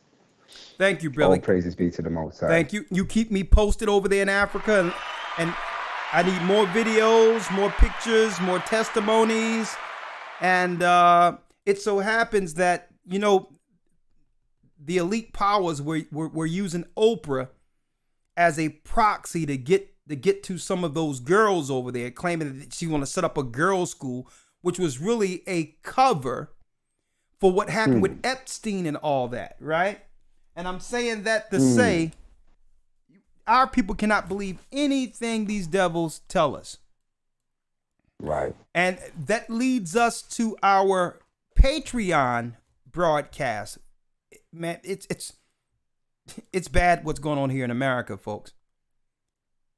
The kidnapping of our daughters of Zion will be the discussion this coming Friday. The reason why they're doing everything to separate man from woman or protect her from particularly a black woman is so that they can get their hands on our daughters. You'll be surprised how many of our sisters have come up missing. It happened, and brothers. But mainly they're targeting sisters. And guess what? It's an epidemic that no one is talking about, and we're going to be talking about that this coming Friday. Okay, so same thing with Africa. Everything they come over there under the guise of philanthropy, and they're targeting what? Orphans, so that they can turn these little girls out and put them in the market. And I'm going to be talking about that and more this coming Friday.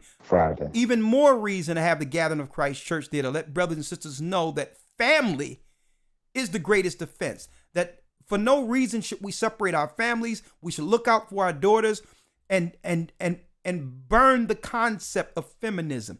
It's only used as a political tool to separate her from her protection. Okay? So with these cell phones and all that, our sisters are getting snatched and no one is talking about it, but you bet that the Gathering of Christ Church will. So I'll be talking about that on Patreon and more about our sisters being kidnapped, the kidnapping of the daughters of Zion. But that's it. You have anything else to say on that, Elder Shapat? I yield. I yield. All right. Well, there you go, Shapat. I'll talk to you tomorrow. There's more work to do over in Ghana. Bless you. All right. So you can bow out, my brother.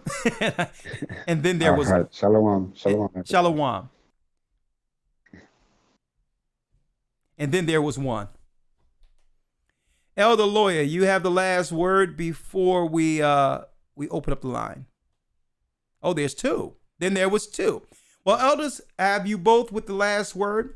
The devil thought they was going to, conceal and keep the truth of our people being Israel.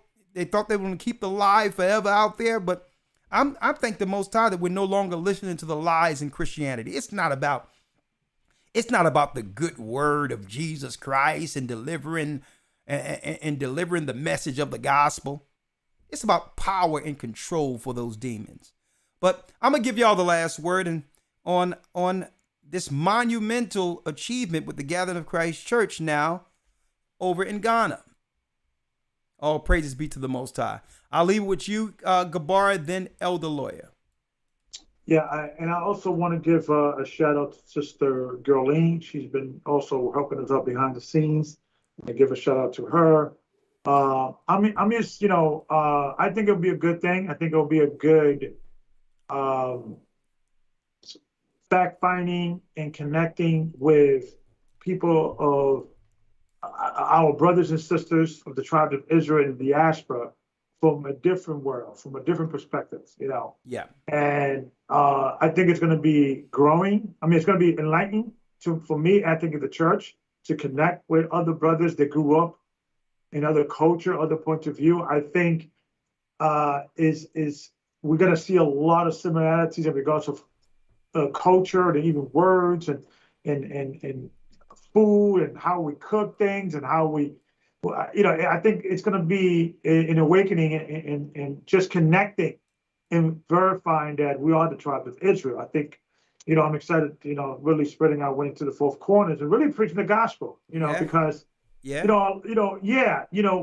focus that we are the church of Israel, that's important. But what's sad about this is that the so-called, East Edomite, or the so-called,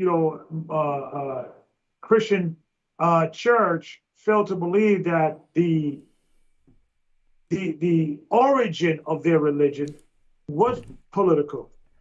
It was a political move for the Romans to convert to Christianity and to create these holidays closer into time and region when it comes to their holidays. It was a political made-up religion. And the more people are waking up, they're realizing that, and they're walking out of these churches.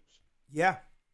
And the young people are waking up to these churches. They're waking up to these lies. And I think, they're throwing out all these, religious apologists and these so-called scholars trying to demonize and even pacify us as we being some pseudo scholars or whatever. And I think they have a rude awakening. The fact is that this is a fact. This is no longer a theory. The Romans took over the Christian religion and they made it their own. They didn't. Their motivation was not to conform to the religion, but to take over the religion and create their own version of the religion. Why is that so hard to believe? Why is that such a big controversial thing? We know the Romans. We know what they did. What was it all about? Well, why is that? It's inconceivable. We could take that the Romans took over and slaughtered people, but we can't concede that the Roman Empire would say, you know what? Let me take on these religious things or these religious principles, because that's what the people are doing. We need to take over. We have to eventually overcome and deal with this issue. So the best way to deal with it is deal with it from a perspective of like, let's convert and let's beat them to the punch. If we can destroy them, they just join them and just take over the narrative. That's not a rocket science. People do that in power all the time. Yeah. So why is it, American, especially Christian American, they keep saying, it's only about faith. You just got to believe in Jesus Christ, confess that you're a sinner, and that's it. Doesn't matter. That narrative did not come out of Israel. That narrative did not come out of the 12 disciples. That narrative did not come out of Christ. Okay? What came out of Christ is those who do the will of my Father, those who I accept into the kingdom. Okay? You violate the laws of God through your traditions. That's what my Lord and Savior was saying. All this, the new stuff that's coming out within the apologist community, it's made up by them. Exactly. It's made up. Exactly. but Just let it go, guys. Let it go. But I'm gonna tell you, and I'm glad you're bringing that out, Elder Gabar, because at this point, they're speaking in an echo chamber. They're only speaking to themselves. Yeah. Because it's like this. Let's deal with it from a merit standpoint. The Christian authority of this earth has failed all Christians. From a merit perspective, has the world gotten better since more churches have sprung up, or worse? Is the earth more holy and righteous since more churches that have sprung from the Catholic Church in every place they've gone, or worse? So it depends on what merit system is being used. I would argue that they have succeeded with Satan's use for them. Now, if we're dealing with that metric, has the world become more evil, wicked, sinful, atheistic since they have begun to spring out and colonize and set up churches throughout the four corners of the earth? Has the earth gotten better, leaning towards Christian values, or worse? So the whole thing is they're speaking in an echo chamber because they have failed. It's no more arguing or debating. Because why? We're looking at the product you Christians are putting out there. And it isn't Christ's product.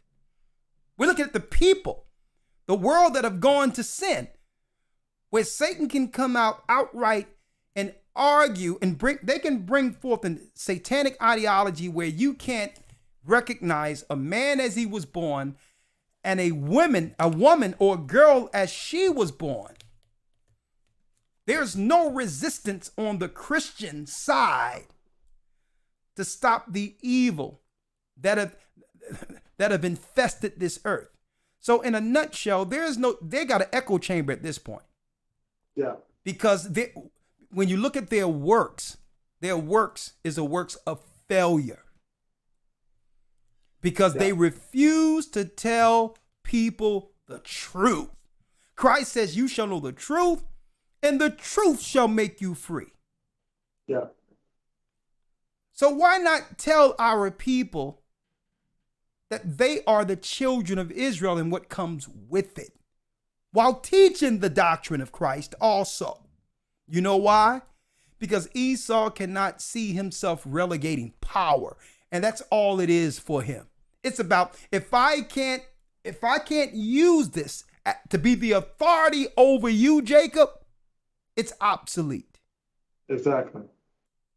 If I can't use it so that you can see me as the theologian, the teacher, the last authority, it's useless. Yeah. So in a nutshell, the Christian authority has failed. And you know what I'm going into this Friday? Pastors leaving the church. No, this Sabbath. Pastors leaving the church will be my lesson this coming Sabbath. Yeah. Your pastors are leaving the church because now they realize they were lied to. Will be our Sabbath. Man, let me tell you, man. I wish the academy was this Sunday, but it's cool. It's all right. Elder Lawya, you have the last word before I open up the line. 515-605-9327. If you didn't hear, if you didn't hear the news, we're baptizing in Africa as we speak. The church is already set up there, and it's not going to start. It's not going to stop with Ghana. It's going to be all over Africa. The Gathering of Christ Church. Okay, all over. Yeah, Africa is 3 times as big than in America. 3 times. Look at that. Oh yeah, but hey, but Elder Lawya, you have the last word before I open up the line, sir. Yes, sir. Well, I'll be brief, and as Elder Gabar just mentioned, and yourself, there's a lot of work to be done. This is just the beginning, especially for the, I guess you will call it this new frontier of Africa, and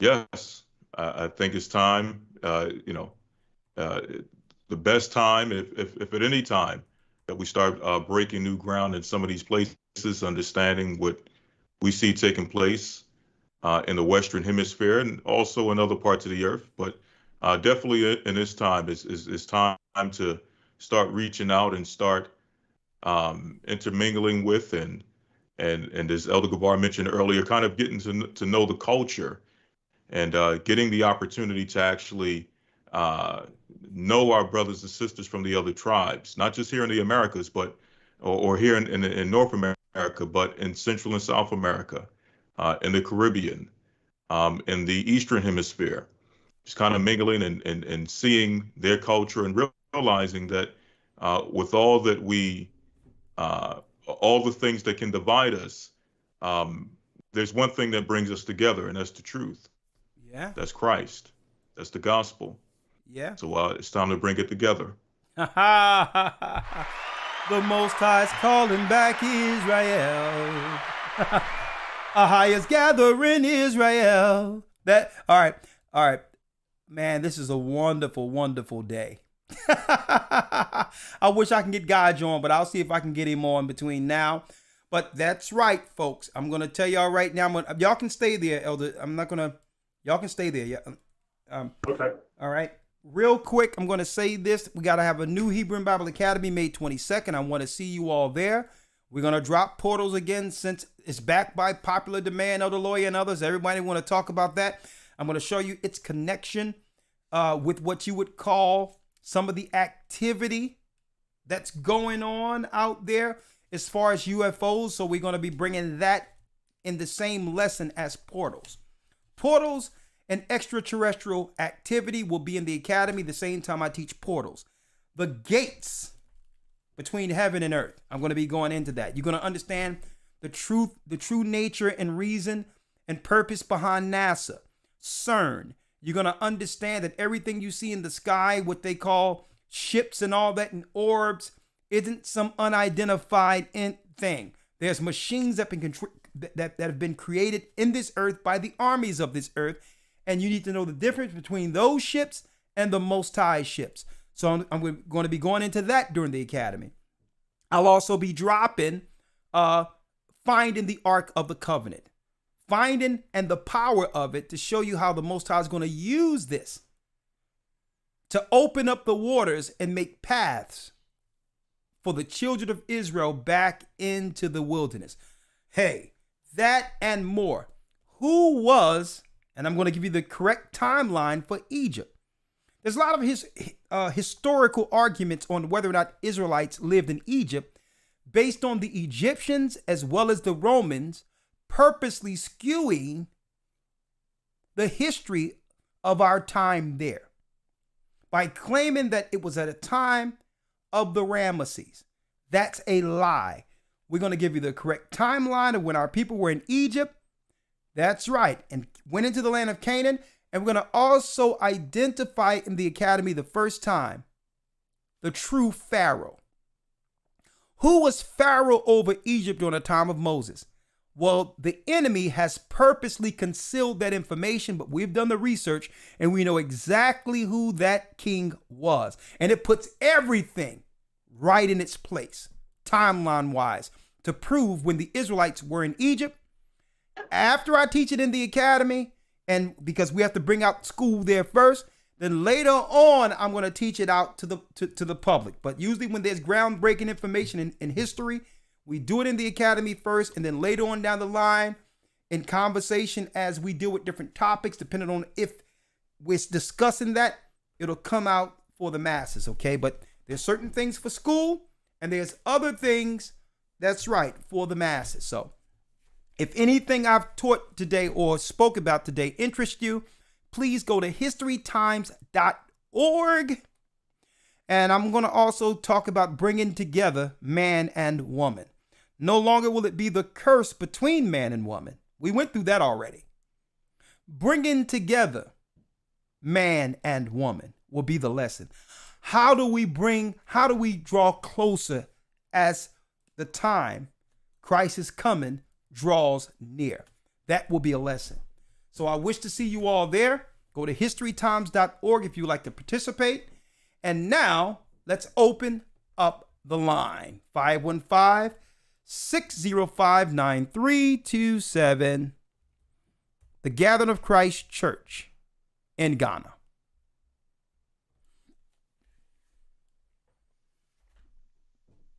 Blog Talk Radio. Welcome to Blog Talk Radio. Please hold and you will be able to listen to the show. Thank you, Elder Rawchaa. So that's right. This coming this for Patreon, you don't want to miss this. The kidnapping of the daughters of Zion here in America will be our Patreon discussion. Our sisters are under attack. They're being snatched right from up under us. Okay, so all that getting on the flight, being flew over, being flew to some other place, folks, I'm going to tell you, I'm starting to believe that movie Taken was really highlighting what they would be doing to our sisters. That was almost prophetic. Them taking girls and putting them all out there on display on the open market, or only to find them someplace after being violated. You would be surprised how many of our sisters go missing daily.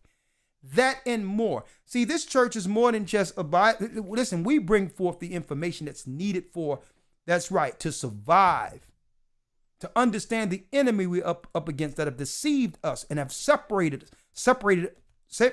us as a people only to use and or abuse our people. But I digress. Let's go down the line. I'm going this Friday Patreon, the kidnapping of the daughters of Zion. And this Sabbath, that's right, pastors leaving the church will be our Sabbath lesson. You don't want to miss it. They both want to be groundbreaking. So leading into our academy, May 22nd. Okay, we have Silas has a question. Silas, 408 area code.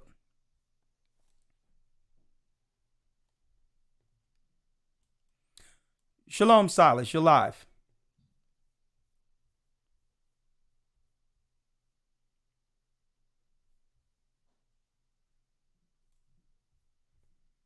Okay, hold on.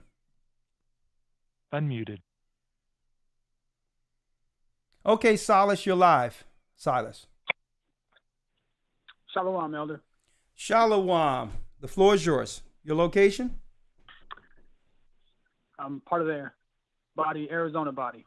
Okay, how are you doing, Silas? The floor is yours. I'm blessed. Thank you. I was hoping to speak to Shapat, but I know it was late. So, but I was wanting to know, as you were talking about the invisible checkpoints, for us brothers and sisters wanting to travel to Africa and places like that to maybe look at property, buy land. How would Shapat or you or one of the elders be able to give us some advice on how to navigate through these checkpoints? Because as I was looking to go over there, these checkpoints that you're talking about are hindering, because obviously I don't want to take a jab or test or what have you.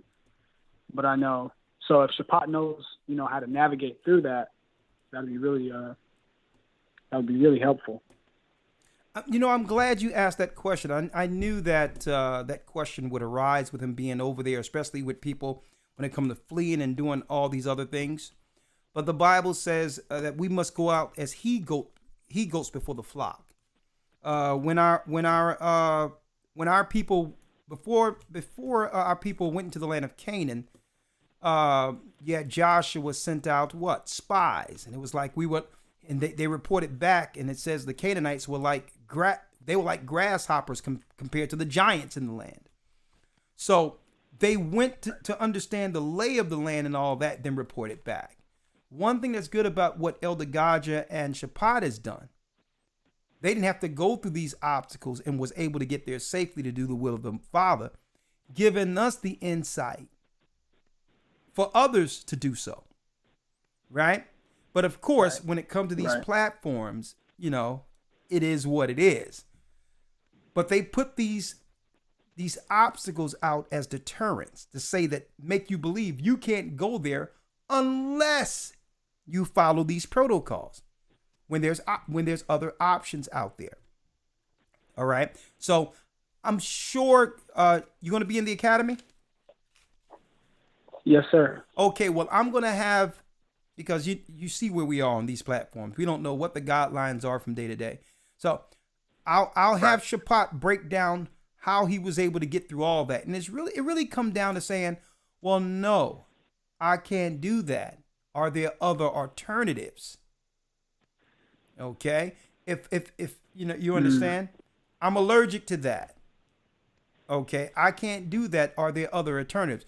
Unless you say no, they're not in a position to offer you alternatives. Okay. But if they know that you're coming to really help the economy, to help bring in infrastructure and these things, they're willing to work with someone who's going to benefit the country.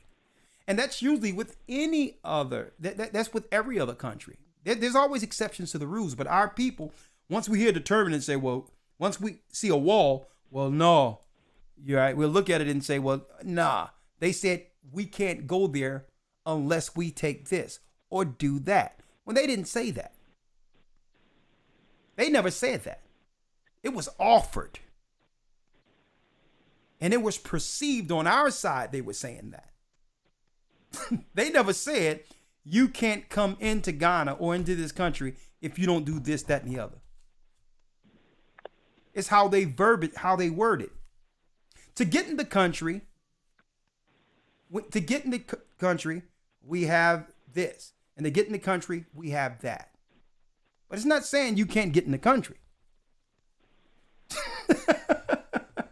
Okay? Right. So I'll have Shaphat go over that. But no, you don't need to do all this stuff to go into the country. What you need is a passport, right? On top of a passport, you would need, that's about it, a clean record. That'll help, a clean record and a passport, right? So yeah, you can get, yeah. You can get into these countries. Okay, I'll be looking forward to really hearing the details on yeah. In the academy. I'll have him go over those details, all right, in the academy, all right? Perfect. And then one more thing, Elder. Okay. You have a song, A Fork in the Road. I'm not sure that's what it's called, but you know, you say that in the song. You know what I'm talking about? Save me. Save me. I was expecting that to be on the last album you dropped. What's up with that song? Save Me will be on the second. It's going to be on Music with a Purpose 2. It will be on there. Okay. All right. Okay. I'm looking forward to that one. Okay. Thank you. All right. Bless you, brother. All right, bless you. Shalom. Looks like we have a brother, Elder Lawya, from Africa by the name of Kwame.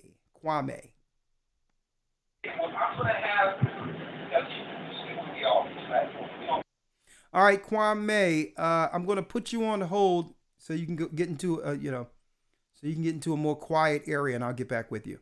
Richard has a comment. And a question. 720 area code. Shalom, Elder. Shalom, Richard. How are you? Hey, I'm good, bro. Okay. Hey, I got a question and a comment, man. Yeah.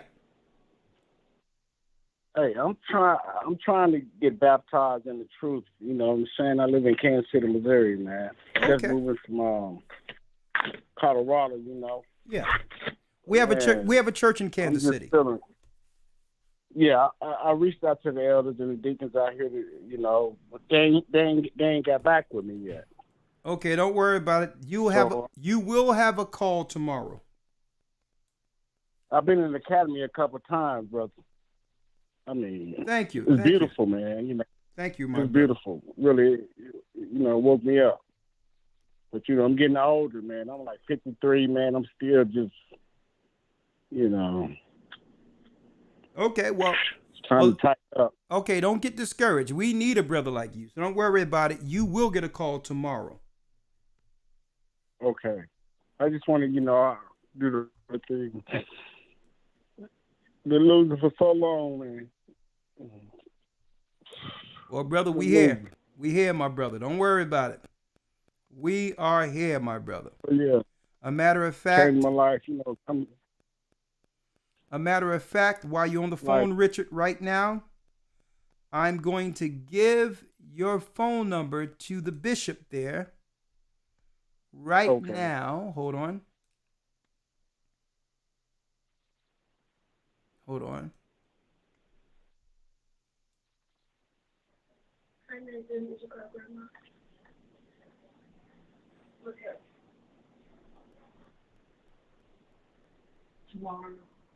Okay. Anything else? Anything else, my brother? That'll be all. I'm good. Long as I can say, man. Time running out. You know what? Hey, brother, you're absolutely correct, and we're gonna do our part to make sure you get a call tomorrow. If you don't get a call tomorrow, call back, and I'll call them. Okay. I'll call them on air. Okay. Okay, man. All right. Bless you. Appreciate y'all. No problem. Bless. Okay, I seen Sunshine. I see you. I'm gonna get you. I see you there. All right. We have Sunshine. I can't go a day without my sunshine. Okay, she's out of here. She done blanked out again. Where you been at, sister? She blanked out again. I hope you're okay. Call back. We have Lumiel. At this point, Deacon Lumiel from from Africa. Hey, my brother. Yes, sir. Shalom, Elder. Shalom. How are you? All praise be to the Most High. I'm doing very well. And first and foremost, we give praise and honor to the Most High. And we thank Him for this day over here. And Elder, we here in Ghana are very much grateful to you and the entire leadership of GOCC, to yourself and the Lawya, and the Gaba, as the Gaba was recounting how it all got started here in Ghana. It's all to the glory of the Most, and we are very much grateful. And we thank Elder Rawchaa for the courage and faith and the step of faith that he exhibited. We are very much grateful to the Most for his life. We thank Elder Rawchaa and then Deacon Dale from Canada for them to make it all here to make sure that the church is also set up here. We are very much grateful. This is what we've been waiting for a very long time. We've been praying, fasting for this moment. And Elder, you've been giving us assurance, and this is the moment. Yes, we are more than excited. And once again, we want to say we are very, very much grateful to you and the entire leadership for heeding our call, our prayer. This is, answer to our prayers. And we are very much grateful. Yes, we are poised and we are very much ready for the Most High here in Ghana and for that matter, Africa. For instance, like the teachings, when we have something called Negro Land. If you Google Negro Land, it's covered the entire West Africa. And so they know who we are. The entire West Africa is Negro Land. And like you said, they still teach in the mainstream Christianity that we are all Hamites, especially Africans. So if you ask anybody on the street or even in the churches, they will tell they are Hamites. And that has been the order of the day here. But we give praise and honor to the Most High that, yes, He said He's going to wake us up and great awakening is on. And then coming to Africa, it is dream come true. And once again, Elder, we are still praying for the leadership. We pray for wisdom, direction from the Most High.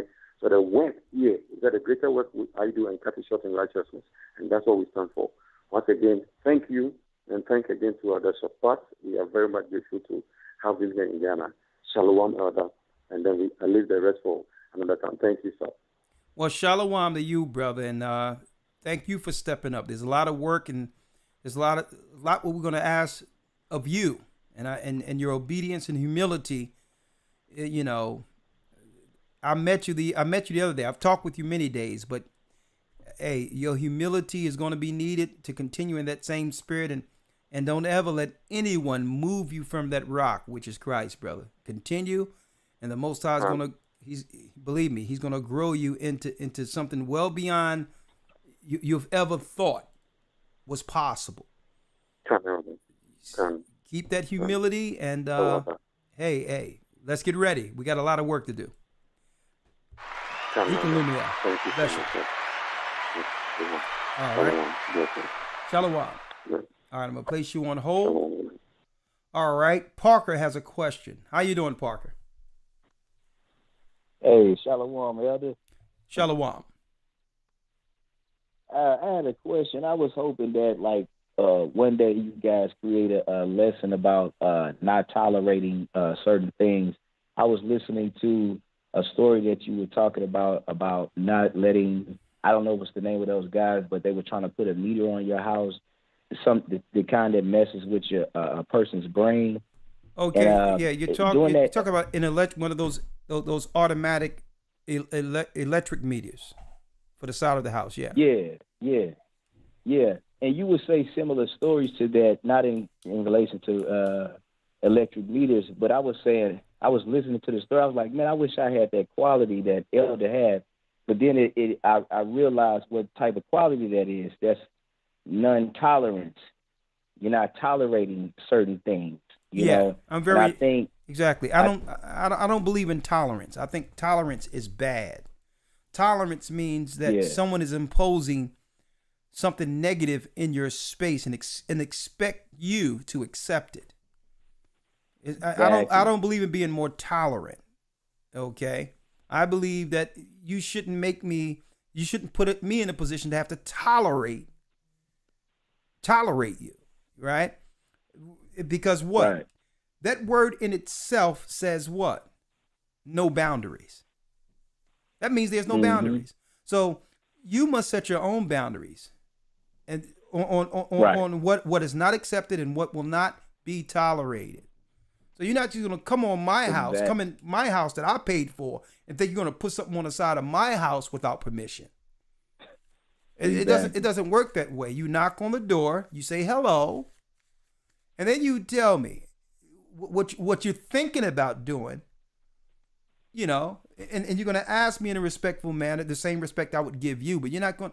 These people are brazen, man. They think they can just come in and do what they want to do with what you paid for after you paid for it. And our people don't know that. Right. I think it's that slave complex. We think some menial worker that works for a company, not to insult someone's position or whatever the case is, because he's white, he can come knock on your door and violate or do something to your house without permission. Right. No. That goes with the assumptions that we make also, Elder. That, I want you to teach about the assumptions that we make. Just like you said, we would assume just because somebody is white that we'll tolerate this because of this or that. Yeah. And I think that's where it comes from, our assumption. It's our fearful upbringing. Mm-hmm. All I know is it was a time we weren't like that. Right. Exactly. It was a time I grew up in a time where certain people knew if you didn't know nobody on the block, you just weren't going to walk down the block without some level of permission. Right. Where someone looking at you like bro, do you know him? Do you know her? Okay, you good. That's how it was when I was growing up. Mm-hmm. But then we started letting these goth, weed smoking, part dreadhead having people from colleges come all in our neighborhood and just sit on a corner or sit one of these, on the block in one of the buildings that they turn into a college dorm.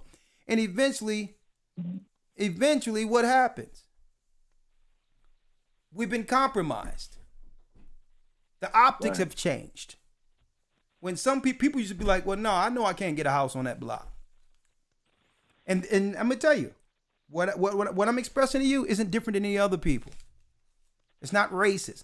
Let me tell you, I don't care what uniform you have on, brother. If you go into a rural area with an electric meter and try to put it on somebody's house, I'm talking about one of these conservatives. Mm-hmm.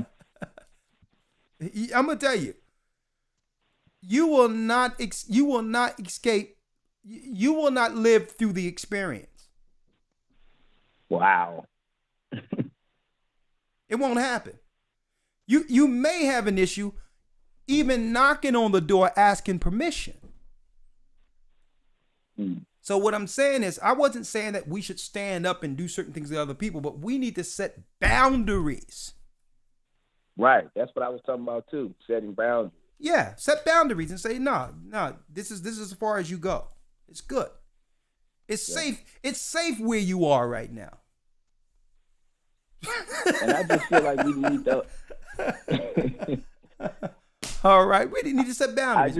I just feel like we need a particular lesson, talking about that, because most of the calls we get a lot of times is dealing with, some strength or some insight that you have to give a brother or sister about setting boundaries, and I just think overall, if we got an overall lesson about it, we'll get a lot out of it. See, what I don't want brothers and sisters to interpret that into being indignant. That's not what I'm talking about. I'm talking about respectfully in a manner that they can understand that they have actually crossed boundaries. See what I'm saying? So I'll be, no, you don't. Where you think you going? Let me take my shoes off. Nah. You speak in a language they understand that there's a barrier there. All right? Okay. All right. I appreciate it, Elder. All right. Shalom. All right, shalom. All right, Sunshine, I'm going to give you another. It's been a long time since I've heard from you, so let it roll. Hello? Hey, what's happening? Hello?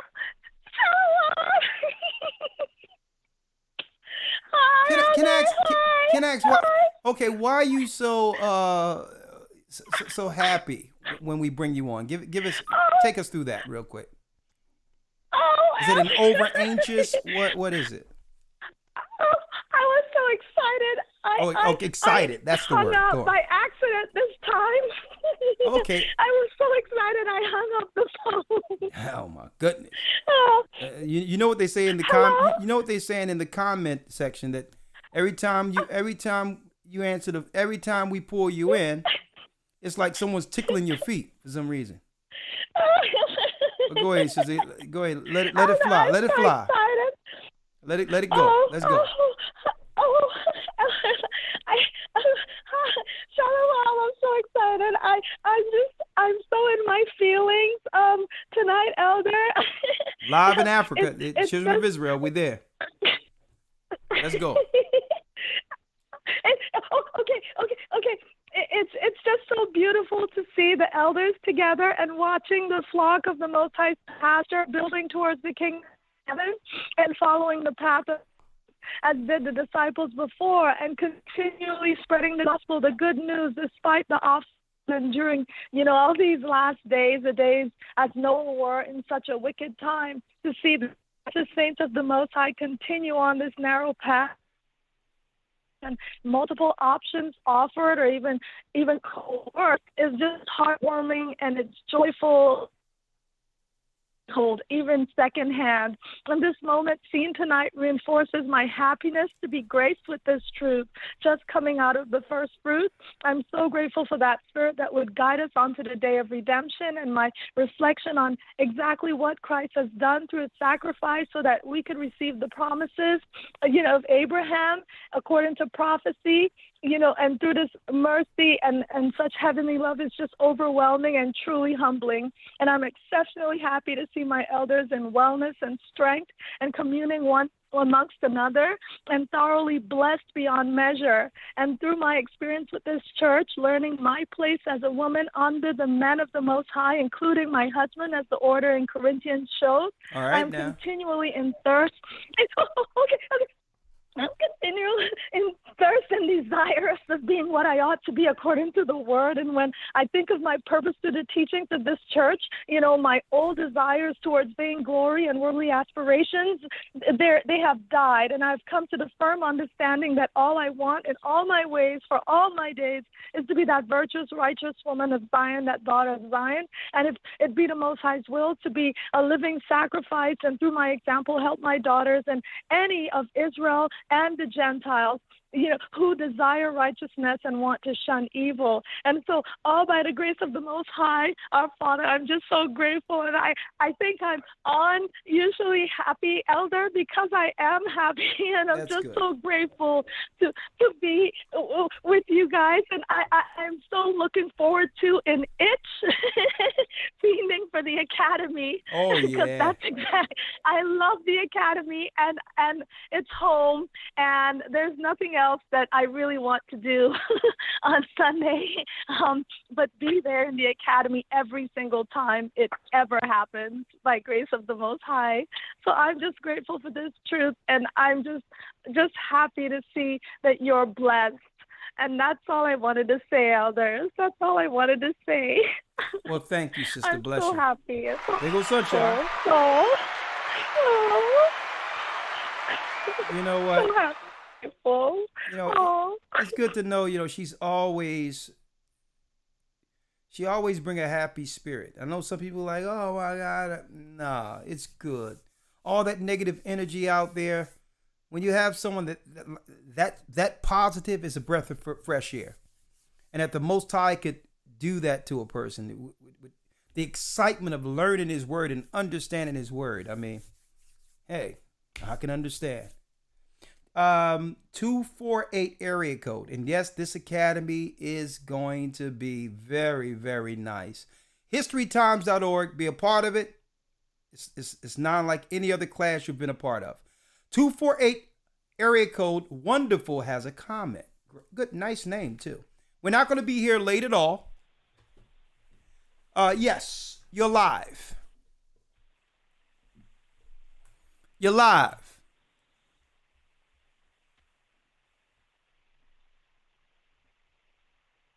Okay, wonderful. Tracy. Elder Lawya, I found one of the old songs I'm going to play tonight, man. One of the old songs is going to be on the album. 404 area code. Tracy is her name. Tracy. Hi. Have you seen that short documentary called The Re-Emerging of the Jews of Nigeria? The Re-Emerging of the Jews of Nigeria? Yes. No, it's real short. Okay, I'll look it up. What blew my... It's in a place called Abuja, Nigeria, Abuja, Nigeria. Yeah. And I was watching it, but the one thing that stood out the most is what the white Jewish man said to them. It's a group of Nigerians. It's real small, probably about the size of the people you have in your African. What happened there? Well, their ancestors have been passing it on that they're Jewish, right? That they're Israelites. So they reemerged. Yes, they reemerged. They started Jew. That's what they call it. They didn't say Jewish, but Jews. But the reason why we usually correct that, because that term Jew came after the time, during the time of the Maccabees, when the Edomites began to convert into Judaism. Before that, every Israelite was recognized by their tribe and nation. Like the example, Paul. Paul never said he was Jewish. Paul said that I'm an Israelite from the seed of Benjamin, the tribe of Israel, right? I'm an Israelite from the seed of Benjamin, right? So they would identify themselves by tribe and nation, not by religious persuasion. Okay, that's the difference. That's why I want to make sure I make it clear, just to edify to people the difference between someone saying, I can convert to Judaism and be Jewish, but that wouldn't change my nationality. I'm still an Israelite through blood from the seed of Judah. See, and that's the difference. Okay. So an Edomite can be an Edomite and convert, but he's not saying that he's from Edom. See, but go on. Yes. Well, the church is no bigger than the church that you're starting, the picture you showed in Africa. And evidently it stirred up some nerves in the Jewish community in America. Okay. So they flew down there to check them out. And when they flew down to check them out, they says, well, you know, you guys practice the same. You have some of the same beliefs. You know, they asked all the questions and everything was, you know, pretty close to the same. And the question that broke the camel's back, or the straw that broke the camel's back, they said, are you from America? And when they says, no, we're not from America, then the Jewish said, then you're not a Jew, you're just black. So it was like he basically said, we are, you know, the real Jews. I mean, I was like, wow. What I don't understand is the brazen pride and believing that we need them as qualifiers. They don't listen. The only one who can qualify us. Listen, the only one who can qualify us is the Almighty. We're not looking for their acceptance or to qualify who we are, and that's the problem. A lot of us look to them to be accepted as the qualifier when they have never been the qualifier. The Most High is. I don't have to go to you and have you qualify my ethnicity. I'm suffering the curses according to God. The signs are the curses, not your DNA test. Exactly. So it's a shame that some of us don't feel, you know, credible without their acceptance, which is also a curse in of itself. We don't need them as a qualifier. They're an echo chamber speaking to themselves at this point. Well, I don't think these people cared that he qualified them, but what blew my mind is he admitted it. You know what I mean?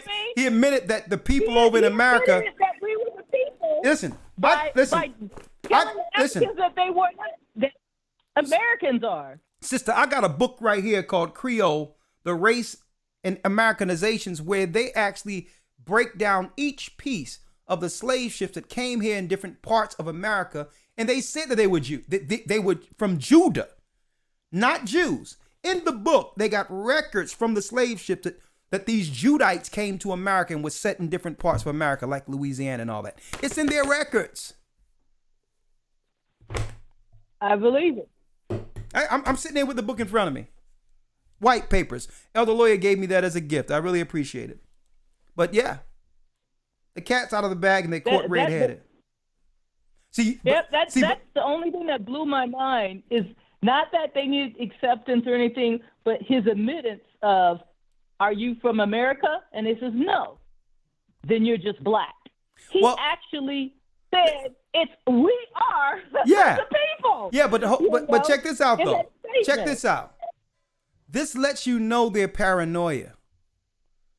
Why spend all that coin and go over there for a small group that's insignificant?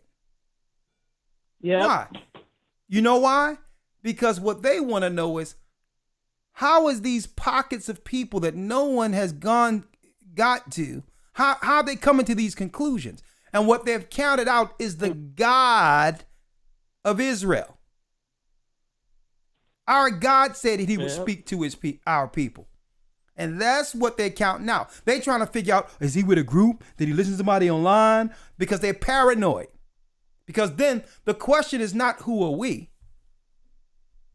Another question arises organically. If we are the people according to the prophecies, then who are you? That's the question they don't want to ask. Yep. But let me tell you, there's a word in North Philly that used to be wasn't a positive word out there too. Right now they are skissing, okay? They out there scavenging in their echo chamber because let me tell you, they cannot stop what the Most High is doing. Unfortunately for them, it's just more signs that, according to the Bible, that their time's up. But you have the last word. Yeah, I mean, just watching how Nick Cannon got in trouble for saying who he was, or when Whoopi Goldberg made a comment how she got suspended.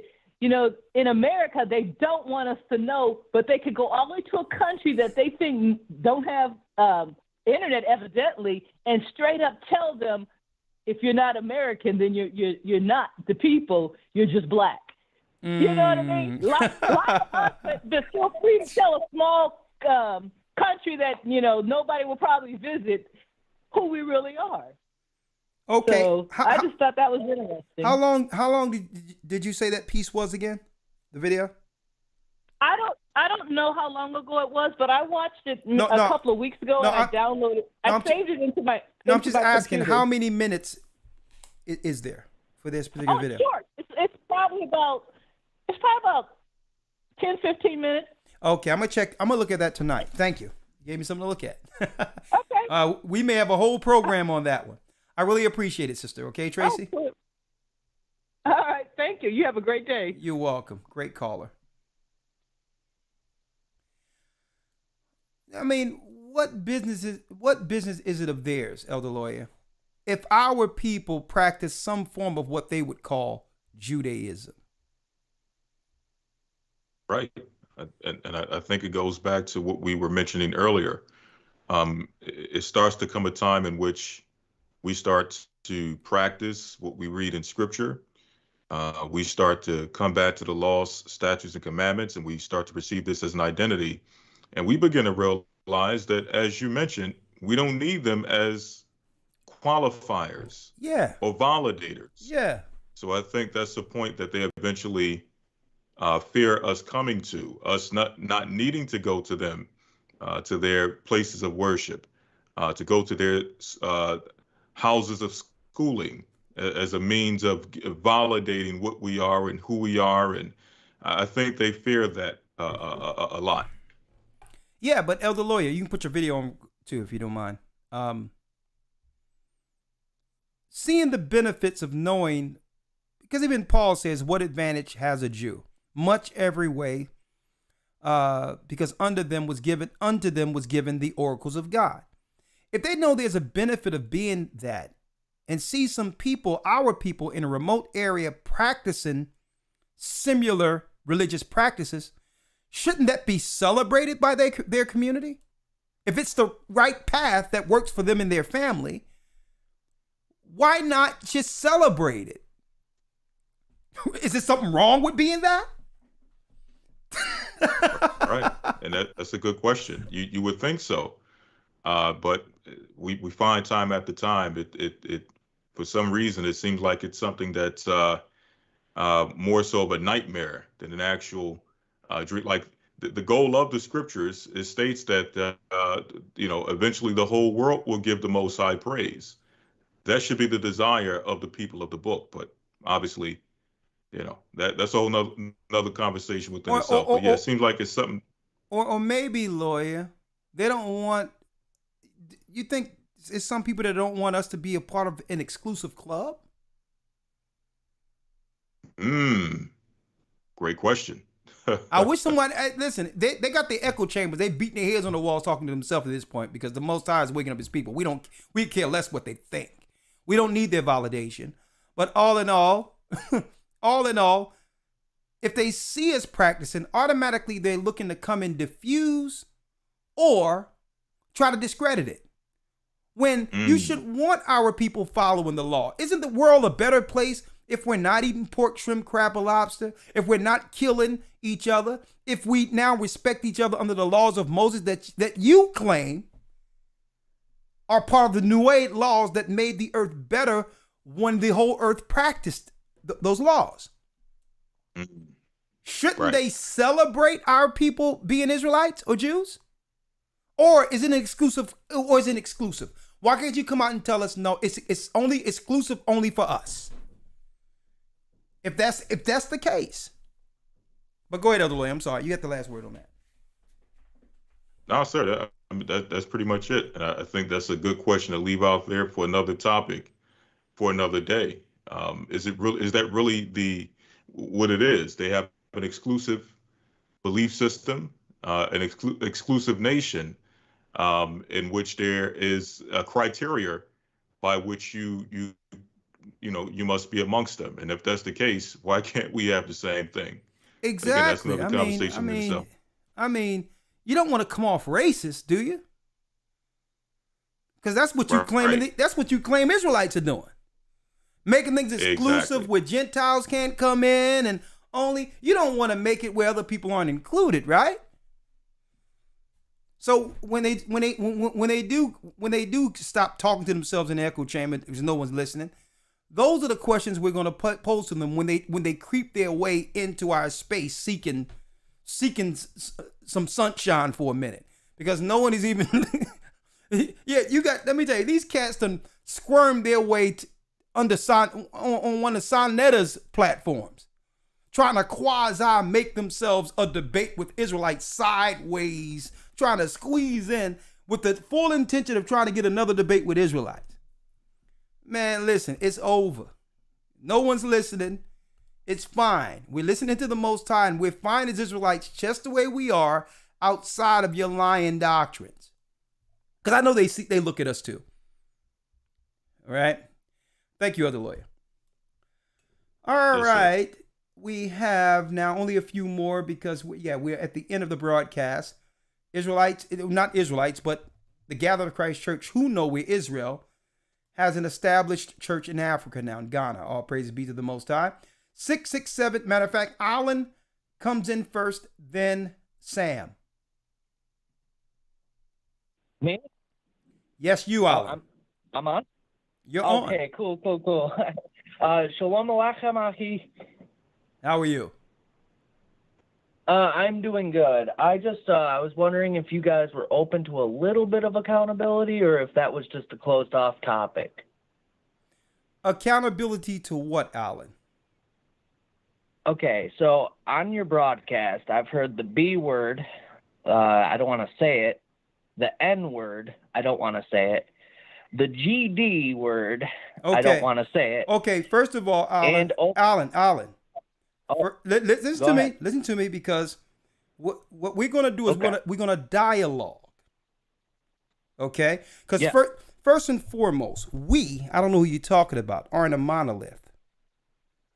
Okay? If you read if you read the Bible, I'm going to say this to you. When you hear this, you're not talking to one big Negro. All black people aren't the same. Let's start there. Okay, so listen to me clearly. Christ and the disciples were different than the Pharisees and scribes. You've never seen. Absolutely. So listen. So you have never seen the Gathering of Christ Church, who know we're Israelites, call anyone the B word. That have never happened. Right. But it was utilized as an expression against people. No, listen. Is what I'm. Listen. What we won't tolerate here, Alan, because you fell on the wrong broadcast and the wrong people, and you know what? And because there's so much chaos and evil out there, and wrong teaching, I'll give you the benefit of the doubt that some of that vulgarity is out there. But you should do your due diligence and understand that we're not just one big Negro.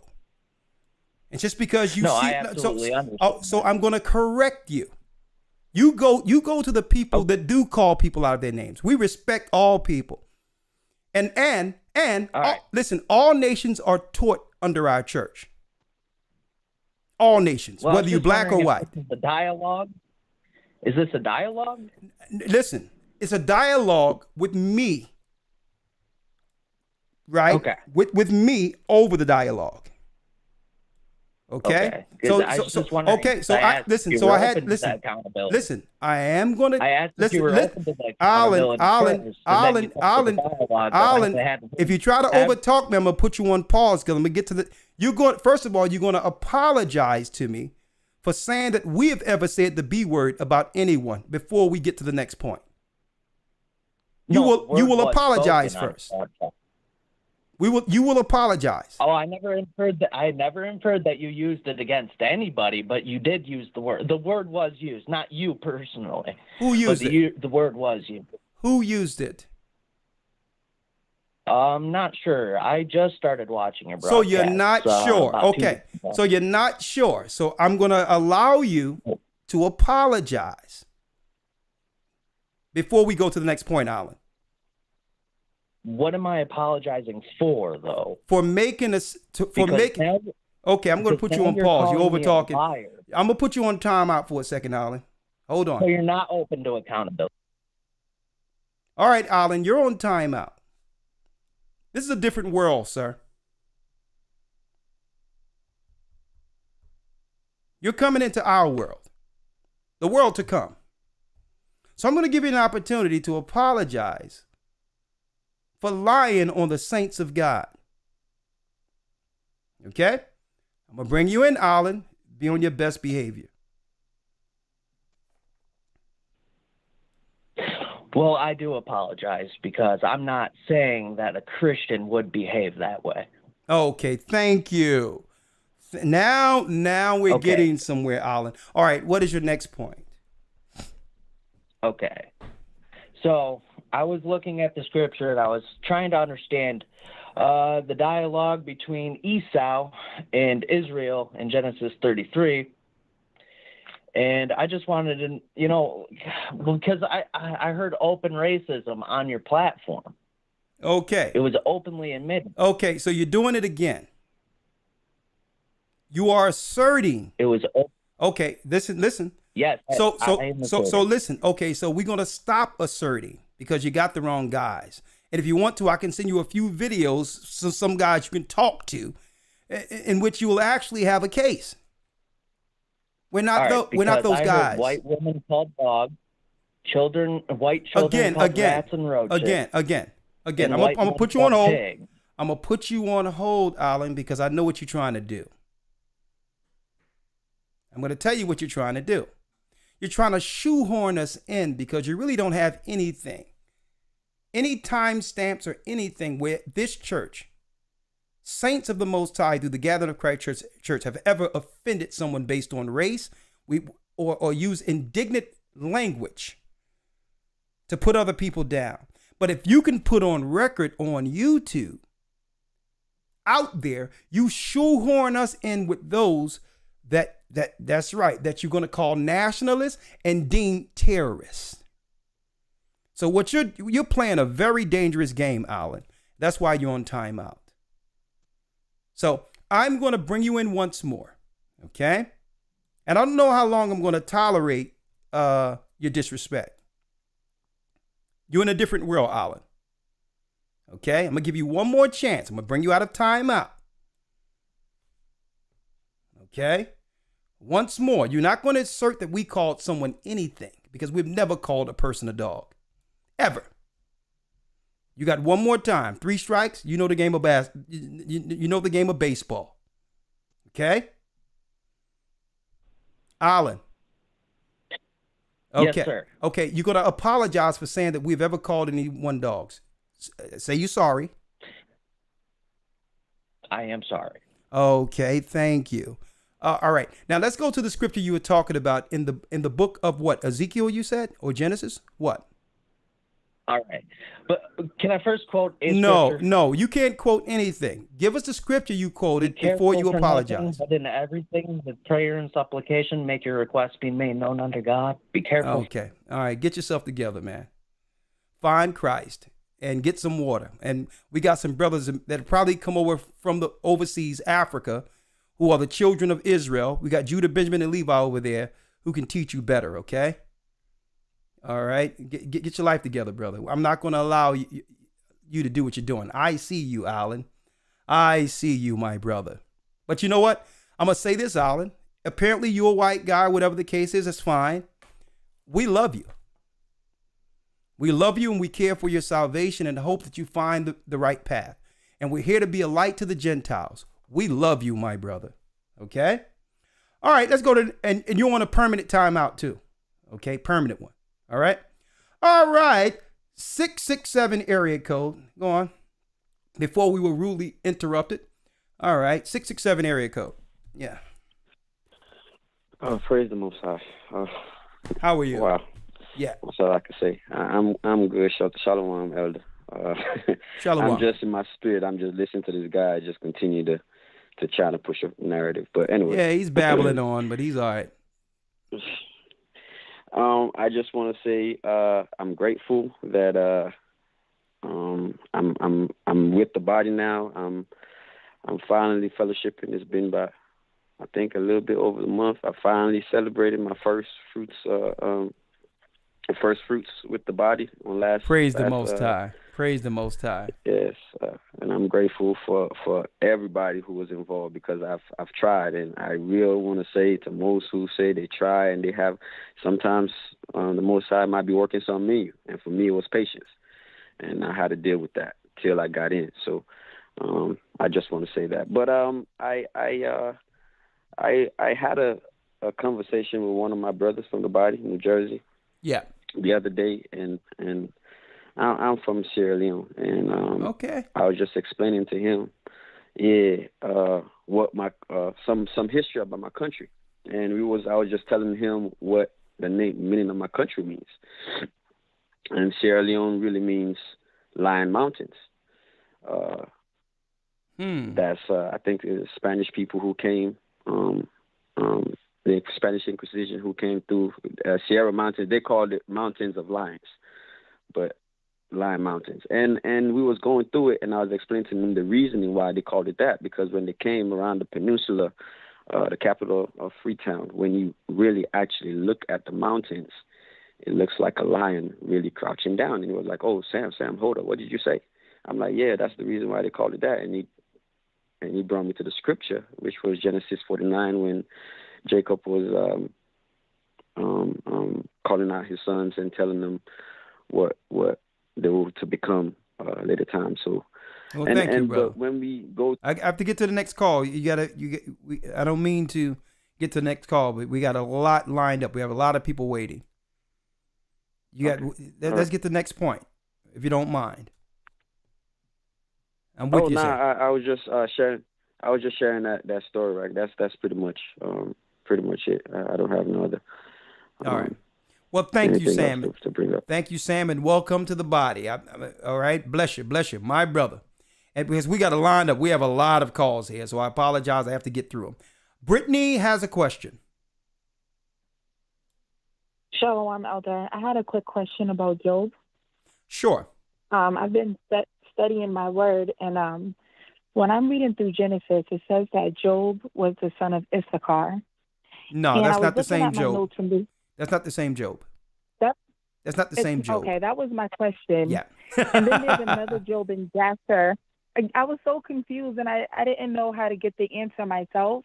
Yeah. Because I'm looking at Jasher 66, and it talks about another Job speaking about killing the Israelites. They're the firstborn. No, that's not and Job so I either. called my mom about it. You have to realize Job's time was around the time of Esau's sons, before we were a complete nation. Okay, this was before we were a nation of Israelites, when Job was actually on the scene. Okay. The Job the Job during the time of the Chaldees that we read of in scriptures were at the time of Esau's son Eliphaz, the next generation between Jacob and Esau. Okay. All right. So in Jasher 66, when it talks about the Hebrews coming up in number, that wouldn't be the same Job as in the book of Job. No, it isn't. That would be separate as well? Exactly. That isn't. Okay. That was my question. Thank you right. so much, Elder. You're welcome. Shalom. All right. All right. Now I can understand that there's similar names all through the Bible. Like there's like there's many Johns, many Jacobs. Okay. A lawyer, are you with me? Yes, sir. I would love to hear your take on that quick experience that we had through our brother Island. I really, believe it or not, I wanted to understand what he believed, but I wasn't going to allow him. If you can bring your video on, Elder Lawya. I wasn't going to allow him to tie us, to smear the church publicly through assertion. Right. And it right. seems as if his acts were intentional. Right? Yeah, very, very intentional. But go ahead. Let me hear your take on that. And I'm glad I got in front of it. But go on. I just want to see if you sensed the same thing I did in listening to him. Yeah. There's two things that I assert as to why it was done in that fashion. I think one reason, and this is just giving the benefit of the doubt. Given the benefit of the doubt, this is probably someone who attended one of these Christian conferences on Israelites, going into what the Israelites teach, and he thought that maybe he would try to sharpen his sword and just happen upon any Israelite group that he could as a means of trying to sharpen his sword or test some new knowledge he received at one of these Christian conferences breaking down Israelite groups. Okay. That's given the benefit of the doubt. If I was to go with my senses, it seems like that was done purposefully to try to make a record on YouTube that you have a YouTube page of Israelites using profanity, using foul language, and allowing that narrative to settle for a later situation. That's what my spirit is saying. Now, if this person is saying that we're saying these things and using that kind of language, which we do not allow, for those who don't know, we don't allow profanity to be used in the midst of our teaching. So, but again, given the benefit of the doubt, with every teaching that we do, there's an actual title to the lesson. So if you can provide the title to the lesson in which that type of language was used, we're open to hear the actual title along with the time markers in which that language was used. Now, if you're saying that was used tonight, then you're definitely just playing games. You're definitely coming far left. You're coming with some type of agenda, some type of ulterior motive. But yeah, there's titles to every video we do. So if you hear that, if you've ever heard that, we'll be looking for the name of the video along with the timestamps which state, which prove that that type of language was used. But I think that's just somebody playing games with an ulterior motive and trying to entrap us some way, somehow. You know what? I sense the same thing, and it's deep in of itself, right? Because I was listening to him, and it's like, what would the deceiver do in such a moment as this, when the gospel went from Christ to the disciples to a degree where the Israelites were destroyed, ran into Africa, exiled, conquered by the Arabs, Ishmael and Esau, the Catholic Church. Our people suffered the slave ships, came over to America, lost all identity where God found us here, only for the gospel of Christ that they thought was, that they really extinguished out of the earth, to go back to Africa, baptize people in the true name of the Almighty, to let our people understand that the children of Israel throughout the four corners of the earth will soon be free. What better time than to come in with something like that, to misdirect the whole conversation? And see, and this is what's wrong with some of these guys who has, I would say, delusions of grandeur, just because you white and you think that you can stop the show. That's that brazen pride that the book of Obadiah talks about. And anyone know, I don't have a problem with white people. At all. At all. But we do have a problem with what? You got it. The pride of Esau. God has a problem with it. Well, like I said, go back to your echo chamber. If you have a problem, if And let me tell you, he probably knew that he could never find profanity or anything profane on our channel. And that's what they are upset about. That they can't demonize us and put us in the bubble with everyone else. And you notice when these apologetics and others mention us, they only mention our church in passing, in fear of someone they're trying to convince not to know we're Israel or to convince not to hear us, in fear of them checking our videos out and losing them to the true gospel that's against their Catholic universal demonic church. Elder Gabar, you have a say on that before I go to the next call? Absolutely. I just want to read that brother the scripture that, you know, we want to establish certain things, because if the Gentiles are going to accept that we the Israelites, and we're going to have the conversation that we are, we understand that this is not salvation, whether you are or not an Israelite, but we understand this is the awakening of the valley of the dry bones. So what Gentiles need to understand is that if we're going to approach this thing, we have to approach this thing how the Bible established it. And I want to read Romans chapter 1, Romans chapter 9, verse. I want to go straight to the meat and potatoes of it, which is Romans 9:4, which reads, "Who are Israelites?" This is Paul speaking. "To whom pertains the adoption." The word pertaineth means ownership, or is associated with that particular person or thing or place. It pertains to who are Israelites, to whom pertains the adoption. So the adoption pertains to us, and the glory, and the covenants, and the giving of the law. So the people that God has appointed to give the law to humanity were us. In the service of God, we are the ones doing the service of God, the high priest, the sacrifice with the Levites. God has appointed the children of Israel to be the light to the Gentiles, not the other way around.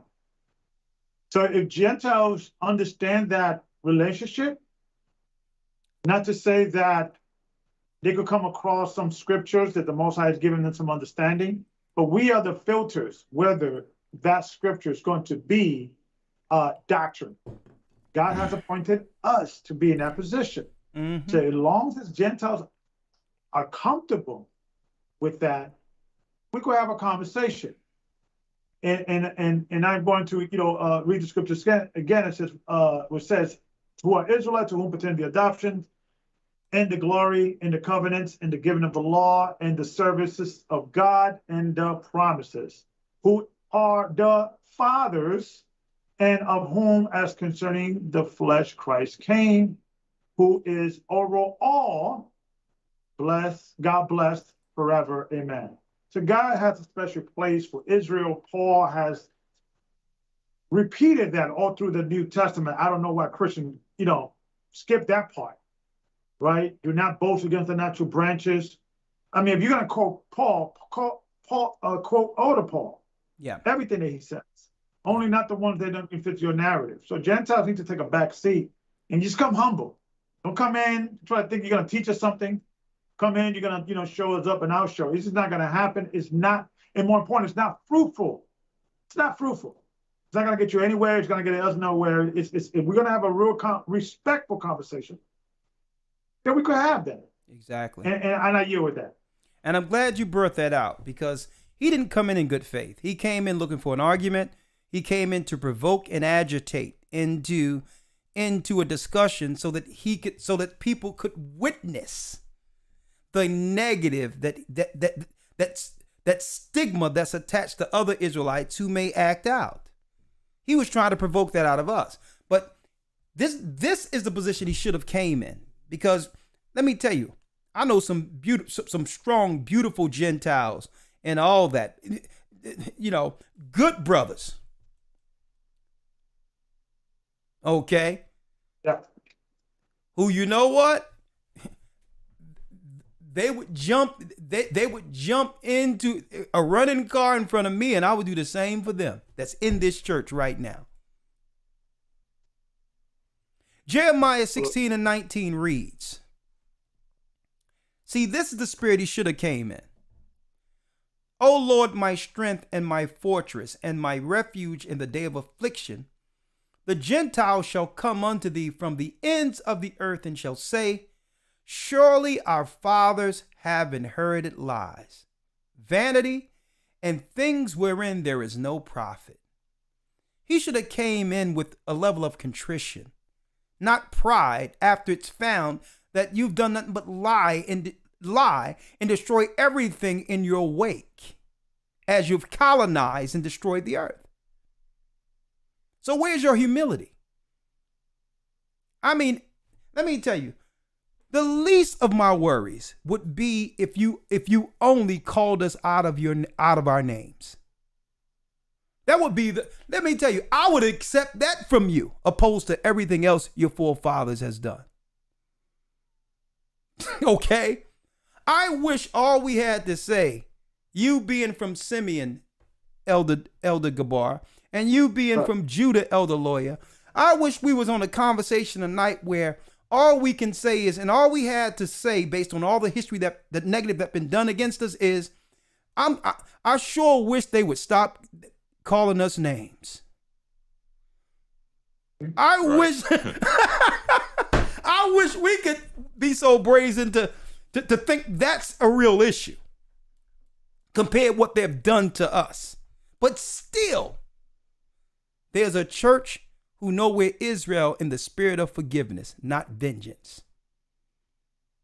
I wish we can all get together and say, I sure wish these guys didn't call us names.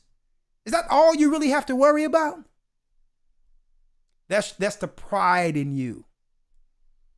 Repent. And you took a few steps forward by apologizing twice, but still, that wasn't in good faith. Let's go through the rest of the calls, elders.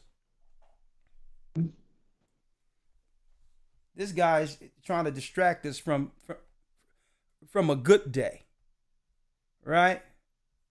Today was a purposeful day. A matter of fact, Alan, I know you're still looking, you and your satanic agents over there, but this is something for you and the apologetics. Read this and weep. Not this guy. Hold on. Where's that video? Video right here. Read it and weep. Tree. Praise the Most High. Welcome to Ghana. What? All right. Read this and weep. I'm sorry about that.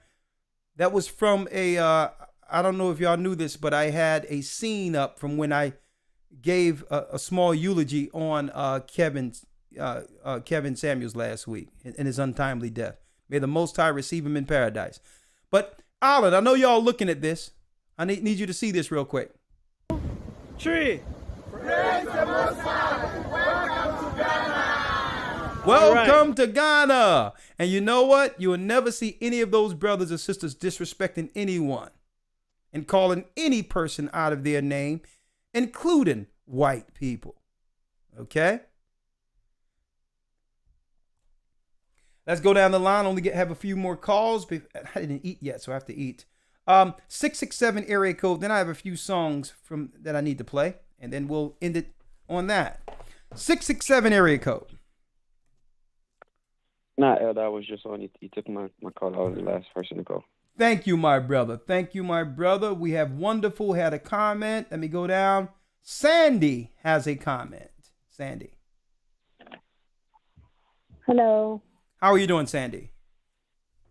I'm doing fine. I'm calling from Los Angeles, and I heard that guy who called in, but that was just a demonic thing trying to, you know how busy Satan is. Mm-hmm. But anyway, I was calling because I'm reading the King James Version. Yes. And I needed to if you could recommend a teaching Bible to help me along the way while studying. Okay. Do you have a center column reference in your Bible, King James? Yes. Okay. All right. Are you in the academy? No, but I did speak to the guy, and he said that he would take my information. Okay. When you get a chance, go to historytimes.org and enroll, because when we go into the lost books, and we're going to do it this time, I'll show you how to utilize your center column reference and when to because sometimes those center column references bring you to the incorrect theology that links into Christian ideology. I can show you how to use those center column references to get around, but use the precepts as they were intended according to God, not how the Christians have framed their precepts to block you out, to block us from understanding who we are. Okay. Oh, wow. Yeah. Okay, thank you. Yeah. So when it comes to certain scriptures talking about us, they'll go into scriptures like world, all. Right. So, and that's what they'll do through the precepts to throw you off, to not have us know that God is speaking about a specific people in the Old and New Testament. So I'll go through that. But but your center column reference and understanding the precepts being properly taught. It says when one should become a teacher, one ought to be a teacher. He must learn again, which be the first principles and oracles of the Almighty. So you have to learn the precepts from the beginning to get the correct narrative. First, starting with understanding who the people are. Okay. All right. I mean, you can do it that way. Another way you can do it, it's probably a longer process, but it works too. Because when I was growing up, I didn't have the convenience of having all that information that you receive in the Hebrew Bible Academy and put together like that. Right. But I took copious notes when I was getting taught. So I would take notes. So if you were to go through all the videos and just take down notes for each topic, you're going to find yourself remembering more scriptures and linking scriptures yourself. Right? Right. Yes. So, and I take notes, but I see something fall off a little bit. Yeah. Yeah. Well, no, I mean, thank you. I mean, it's a long process, but you'll get your own pattern down to be able to, retain the information and get through that Bible in no time. How long have you known that you were from the seed of Israel? Well, I found out through you guys. I guess it was just here about 2 years ago. Look at that. Praise the Most High. Yeah. All right. Yeah, and it really opened my eyes, and I really appreciate you guys and love you for that, and I just want to continue learning and get baptized and everything. Well, praise the Almighty. All praises be to Christ, Yeshua, okay? Well, thank you, sister. Okay. All right. I'm going to place you on hold. Another daughter of Zion who have come to the knowledge of the truth. Ain't that something? All right. We have one more call before I open up. Let's see. Ray has a comment. Before I play the songs, and then we're going to end it. Some songs we ran into that was recorded years ago. Shalom. How you doing, Ray? Shalom. Shalom. Can you hear me? You're the last call for today. Perfect. Have you ever heard of this author called Timothy Neal Sorsdale? It's called what? Your phone isn't clear. Oh, I say an author called Timothy Neal Sorsdale. Timothy Neal Forresdale. It sounds familiar, but what exactly is the work with him? Okay, here's the thing. You remember like a while back you were saying you were going to have somebody put together the scriptures with the correct names like Ahaya, Yeshaya, and stuff like that? Yeah. Apparently, this guy took the liberty of doing it and gave credit to your church in the back of his book. Yeah, I heard about that. Now, all of the words, and the name of the book is called Yeshua. I don't want to promote I don't want to promote anything outside of the church like that, but I'll hear your word. I've heard about that, but go on. Okay, but the reason why I was saying that is because I wanted you to check the book out and like go over it and then probably do a lesson on it because you have a lot of interesting information in there. But it is supposed to be the King James version of the Bible, but with the correct names in it. Well, one was sent, but I didn't have an opportunity for Elder Lawya to go through it. I mean, we're so busy. I apologize, but you know, eventually we will get around to it, and eventually there will be one made through the Gathering of Christ Church. Not to say anything about his. We've been talking about it beforehand.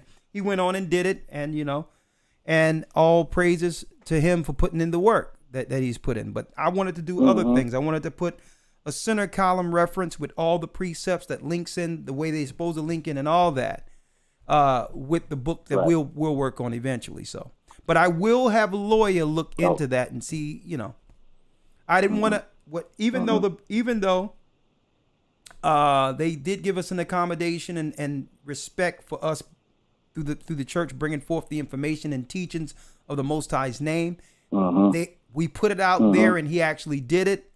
But I don't want to, you know, I don't want to put any level of validation from our church with that, because if something is wrong, I know that. Not that, because something is wrong in it that we didn't research ourselves, then we are attached to something that, so, all right. But still, no. He wasn't saying that he was sad. He just said he followed the church. But what I was saying is, I had wanted you to check it out, to look over it, and then we'll look over it. Because a lot of interesting information. Most of the stuff what you talk about already. He did follow the guidelines the way you guys teach in the church. Yeah, I understand.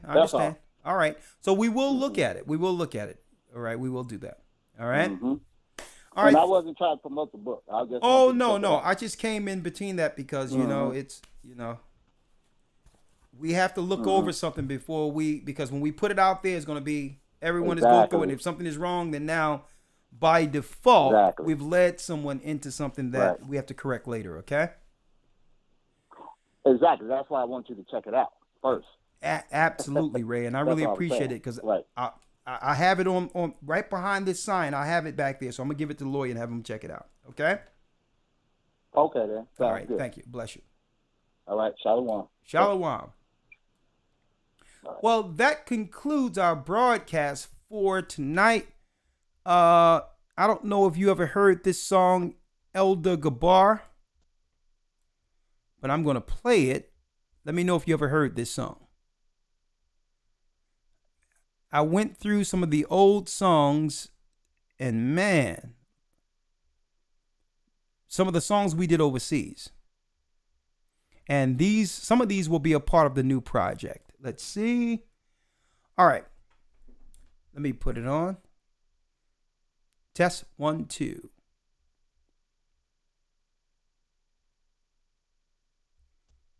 All right.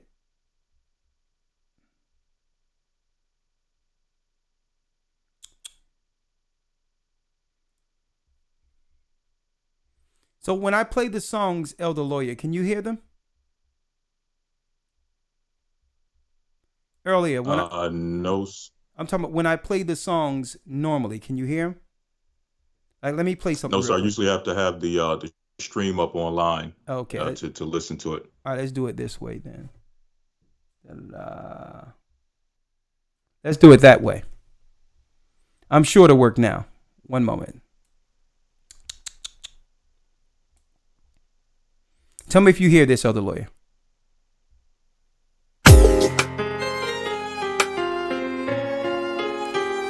Yes, sir. All right, here it is. Lawya, tell me if you remember these, man. Real quick. I was playing them the other night. I'm like, oh my goodness, I thought we lost some of these songs. Absolutely. Let's see.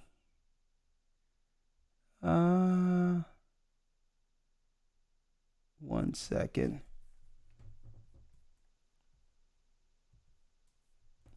All right.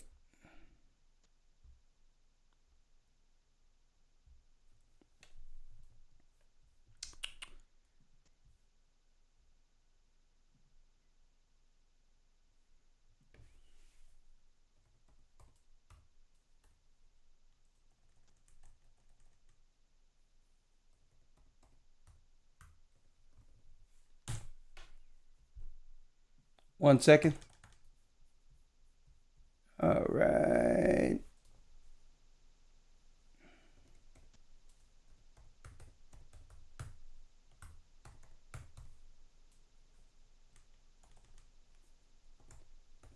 Bear with us, brothers and sisters. I think y'all in for a little treat here.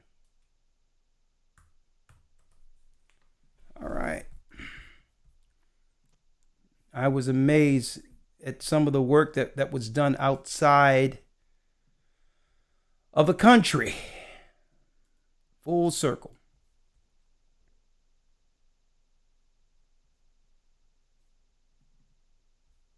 Here, there you go. All right. 1 second, folks.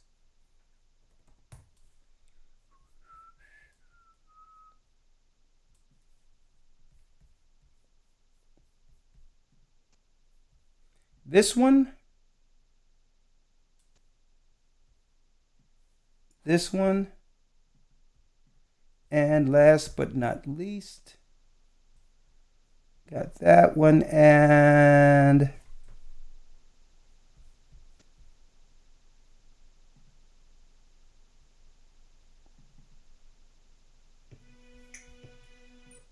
yeah, that one. Back in the day. Here it is, folks.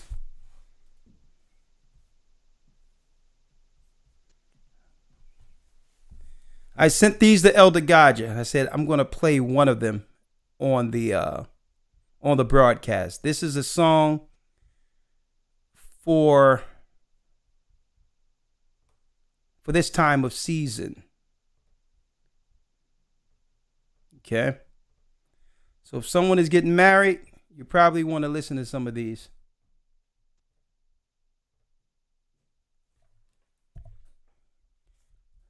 All right.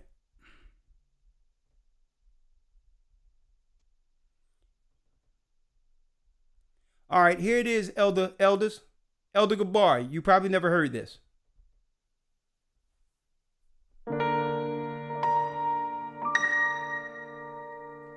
It's called So Beautiful. I've been waiting for this moment to see you. You're standing here. I can't contain this feeling for later. I wish that later was here. You look just like a flower in full bloom. Don't wither away. I think I'm running out of words to say. I guess I'll tell you that you're so beautiful.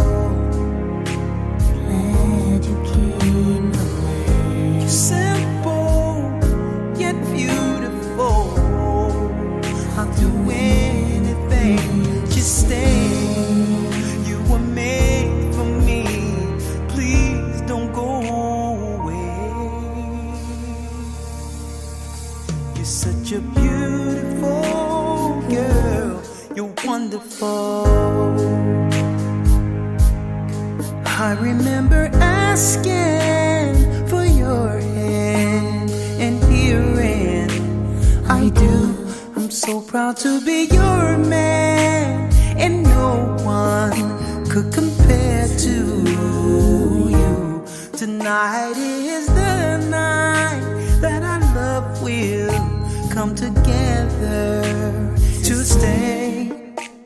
I'm at a loss for words to say. I guess I'll tell you that you're so beautiful. Glad you came away. So simple yet beautiful. I'll do anything to stay. You were made for me. Please don't go away. You're such a beautiful girl. You're wonderful.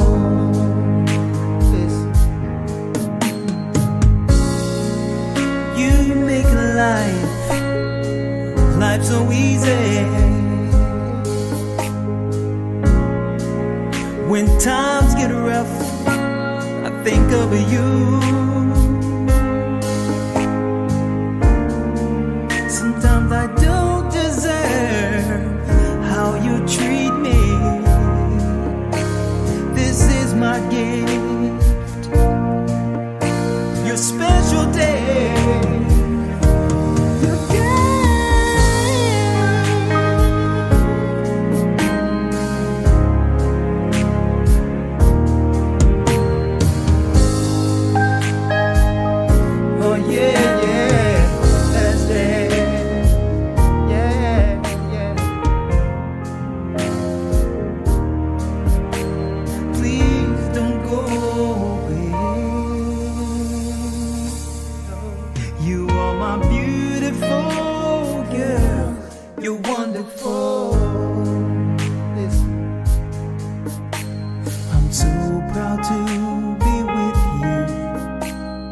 standing here on your day.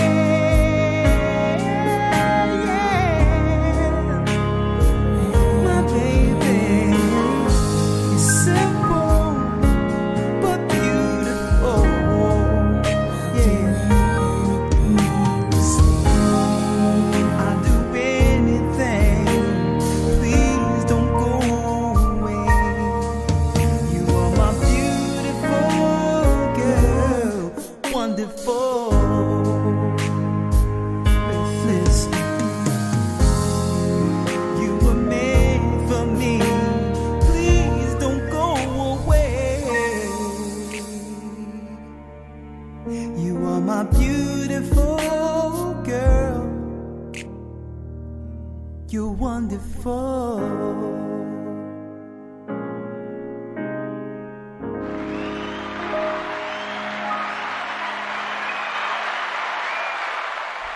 Okay, Elder Gabar, you heard that one yet?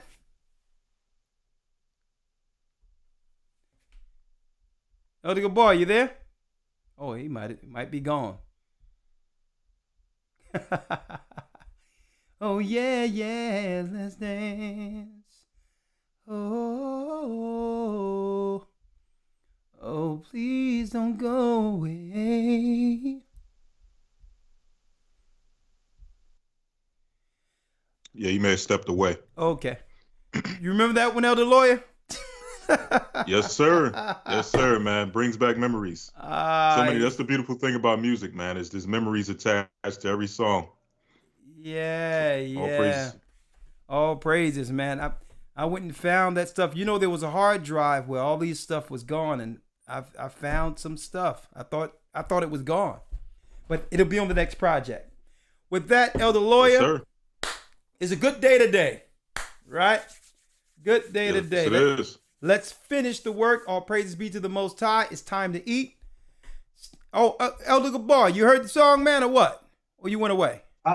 We're working behind the scenes, and I heard some of it. It sounds good. All praise Don't to worry the about it. I'm Most going to send it to you. Don't worry about it. High. Thank you, sir. With that, elders, I really appreciate all you do in the work. A lot of what we see couldn't be possible if the foundation wasn't laid where you brothers continually, and hey, the family and all of us who work, who daily pick up the plow and follow Christ daily.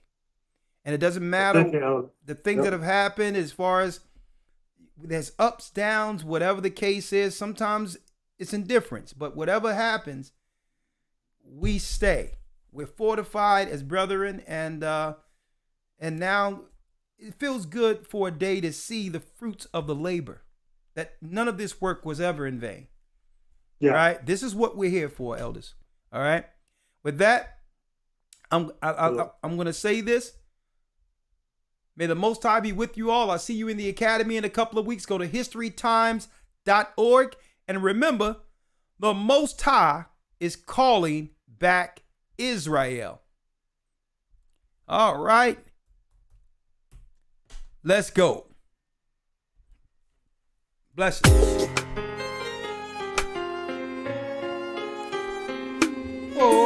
Oh. Historytimes.org. The East is where we're from. The 12 tribes of Israel. In 721 BC, the Assyrian king, he took us down, we fell. With a great escape we went through the Euphrates. The Lord held the water still. To a land where no mankind dwelt, we went. The 12 tribes of Israel. That's who we be, Manasseh, the Cubans, Ephraim from Puerto Rico, Naphtali from the islands of Hawaii. The Lord is calling back Israel. Zebulun from Panama, Gad, the North American Indians, Simeon, the Dominicans, our highest gathering Israel. The Arabs and Africans told.